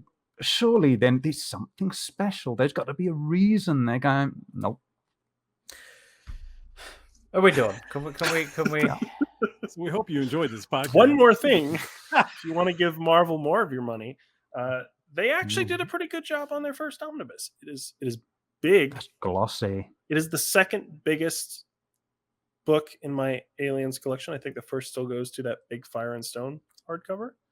I think technically there's more in the original years than there is in Fire and Stone, though. Oh yeah, because the pages, that's one of my few complaints. It's not a big deal, but the pages are really thin. They're thinner than they were on any of the Dark Horse stuff. They're like not quite newspaper thin, but they're leaning there. Obviously the original cover with the who did it? Yeah, don't buy Verheyen. Right, Mark Verheyen. Mark Verheyen. Although, unfortunately, in the back in the cover gallery, you still got Lanzard in there. So no avoiding that entirely. Do you mean Tristan's art? No, Greg Lanz. Oh, right. Yeah, I see what you've done. Okay. But it is a good Art omnibus. theft isn't a laughing matter, guys. Stop it. The covers for the newer omnibus is coming too, and I think they've shown the cover of 3 now as well. Yeah. Those don't have those issues. Like, I think both the Marvel covers and the direct market variants are great, in my opinion, for the next 2 coming out. So thankfully they avoided that issue. And hopefully we'll get some news on Predator. It's been quite on the Predator front. We're not. Looks like we're not seeing it this year. I saw. Was it Bloody Disgusting? Or was it Bleeding Cool? I don't know. One of those. I think Bleeding Cool tend to get the Marvel horror solicitations. Yeah, so they were saying that they had heard that it was not coming this year anymore. So I think it's less than heard. They just didn't see it on the pre-orders. I mean, with comics, they actually schedule their print runs based on how many orders they're receiving, right? They don't want to. they reached out to Marvel too, and Marvel just didn't comment. So what happens is, if comics are coming out, if you want comics on your shelf, say in January, you're ordering them in November. So comics for December, you're ordering them in October, and they're getting the orders in, they're collecting them, and then doing the print runs accordingly. So it's definitely not in the cards for this year, but hopefully next year we'll finally get our Predator ongoing comic. Big anniversary year for Predator. And hopefully it'll be a better review than this one. Yep. Thank God I enjoyed Alien 3 from Titan. Can I needed something right now? Man, you liked Fireteam Elite? Right? True, so, but now I'm a little like, I want some more content for that one already. I lasted a month. Yeah, I stopped playing, man. I'm bored. I think we did say that might happen. It might have longevity. I think I'm going to end up going back and just reading. Yeah. I'm going to go back and end up reading my top 5. We need to go back and read a good. We need to finally do South China Sea is what we need to do. Well, no, we were going to do Turnabout. That's another highly. That's right. Highly rated. One of those two good ones then. But Alien 3 next month? Yeah, I guess I better read that, huh? Okay. Oh, and just for... I meant to ask you this earlier, AJ. How into the old expanded universe in terms of Alien comics were you? Not too much. AVP, yes. Aliens, not too much, but it's no problem. I can get caught up. No, I just... What you were thinking, Aaron? Say again. Were you thinking Destroying Angels? No, I always mean in terms of context as to how into the expanded universe we all are before we get into these discussions, and I completely forgot to bring it up earlier. Well, that's why I mentioned you guys as the experts when I was bringing up the DNA reflex. I just wanted to make sure I understood this goat alpha, offspring. But yeah, on the Predator side of things, you've read a lot more of the original comics, though, right? I read them all. Yeah. It was the books you hadn't really got into on the Predator side, wasn't it? Yes, and it's not because of desire. It was just because I've never allocated the time. Yeah, so this podcast has been nice because it's actually pushed me to do some reading, except we just pick shitty books. Except for Intercribus. That was a great book. That was a great 9, which is very high. That's an A, Aaron. An A. So it's a 10. It just... doesn't mean it's perfect. That's all it means. It's still an A. It's 10 out of 10. 10 out of 10. All right, let's do it. Anyway, okay. So, Marvel's bumming us out in the minute. Get better, Marvel. Sorry for the negative. Do better. Yeah. Sorry for the negative podcast, everyone. But again, hey, if you're liking the comic, enjoy the comic. Who are we to tell you can't enjoy the comic? But we'd like to see some changes, I think. This year's been so shit for releases. What has it been? You had Infiltrator. It's only really been Infiltrator that pissed me off, hasn't it? No, we also... Was Stalking Shadows this year? No, that was last year. Yeah. That was last year. No, you made us read Forever Midnight. Yeah, I made us read bad stuff. He made you. Okay, let's not read a bad thing next time. So Alien 3 next. When we've got a free slot, probably early next year, I think it's going to be, we'll do Turnabout. Okay. And for December, we'll do 3 World War. Oh, okay. That'll be an interesting arc. Well, we do AVPs at the end of the year, don't we? Yeah. So we've done AVP, we've done War, we've done Hunter's Planet, so we'll do 3 World War next. Well, that AVP anthology, speaking about AVP in December, that AVP anthology book comes out in December, so we'll also have to talk about that one. Yeah, we'll probably do that January or February time. Anyway, there's some stuff to look forward to. I love 3 World War. Issues with some of the art side. I actually really like 3 World War, so that'll be one I'm quite happy about. And we love Turnabout. And I love Alien 3 Cadigan's Alien 3. So there's some stuff I like to talk about soon. Good. It's about time. I think we all need it. Yep. Anyway, Adam, do you want to do socials for us, buddy? Sure. If you'd like to check out our website, it's avpgalaxy.net, where we have news, interviews, gallery, all sorts of good stuff, and our forums if you'd like to chat with other members there. We are also on all the major socials: Facebook, Twitter, Instagram, YouTube. If you search AVP Galaxy or Alien versus Predator Galaxy, you're sure to find us. If you'd like to follow me personally, it's at RidgeTop21 on both Instagram and Twitter. @_ Corporal Hicks for me, and that's Alien, Predator, Stargate, Halo, Battlefield all day. It's me outside of Alien and Predator. For me, it's effing VoodooMagic on Twitter. I would not even bother with Eric. Yeah. Eric's on ongoing joke about how it's taken him like 3 years to do anything with social stuff. But just to encourage people, get on that YouTube channel as well. I've just done, as of recording, a new Predator lore video, which was the reason I subjected myself to Forever Midnight, about the Amengi that seems to be doing really well, that I'm quite happy with. So go and watch that stuff. We've been trying to do live streams a bit more regularly. I couldn't be arsed last week, but we've still managed a bit more regularly than we had been in the past. Typically, we'll time it around DLC, usually when the games have updates for both Hunting Grounds and Fireteam Elite now. But we're trying to do it a bit more than that anyway. What else? Oh, and please do feel free to get in touch with us, podcast@avpgalaxy.net, or leave reviews on whatever platform you're listening on, iTunes and stuff like that. If you are enjoying what we do,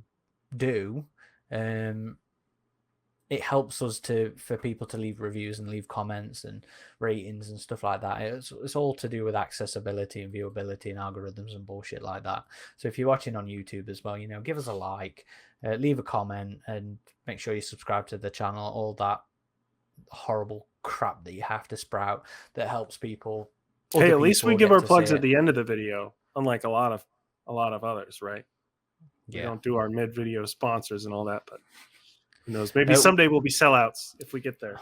Wayland Yutani, great company. It was some fantastic products. Shout out to those guys for the support that they give us. Yeah. The wine I'm drinking is pretty good. Yeah. Is Aspen beer. I always think about, but I'm too lazy to do them, doing mock-up adverts for stuff from the franchise and things like that. You should. To then insert into the podcast, and I'm just too lazy to do them. But I think about it. It's in my head, guys. We'll do that. Anyway, thank you everybody for watching or listening. Sorry it's been a bummer, but whatever. Thanks. It won't always be. Thanks for suffering through it with us, and I hope you've been as entertained by Eric's low rating as much as I was. Yeah, we rant so you don't have to. But you will, because if you're anything like us, you nerds on the internet, and you're gonna make your voice heard. Forums to amplify your voice. No, we live in the world of unorganized Facebook groups. But if you like organization, come to avpgalaxy.net/forums, and you can have structured, and you won't lose things. With your very own avatar. Yes. Anyway, this has been Corporal Hicks. RidgeTop. VoodooMagic. Xenomorphine. Who apparently remembered the alphabet that time. We did. Signing off.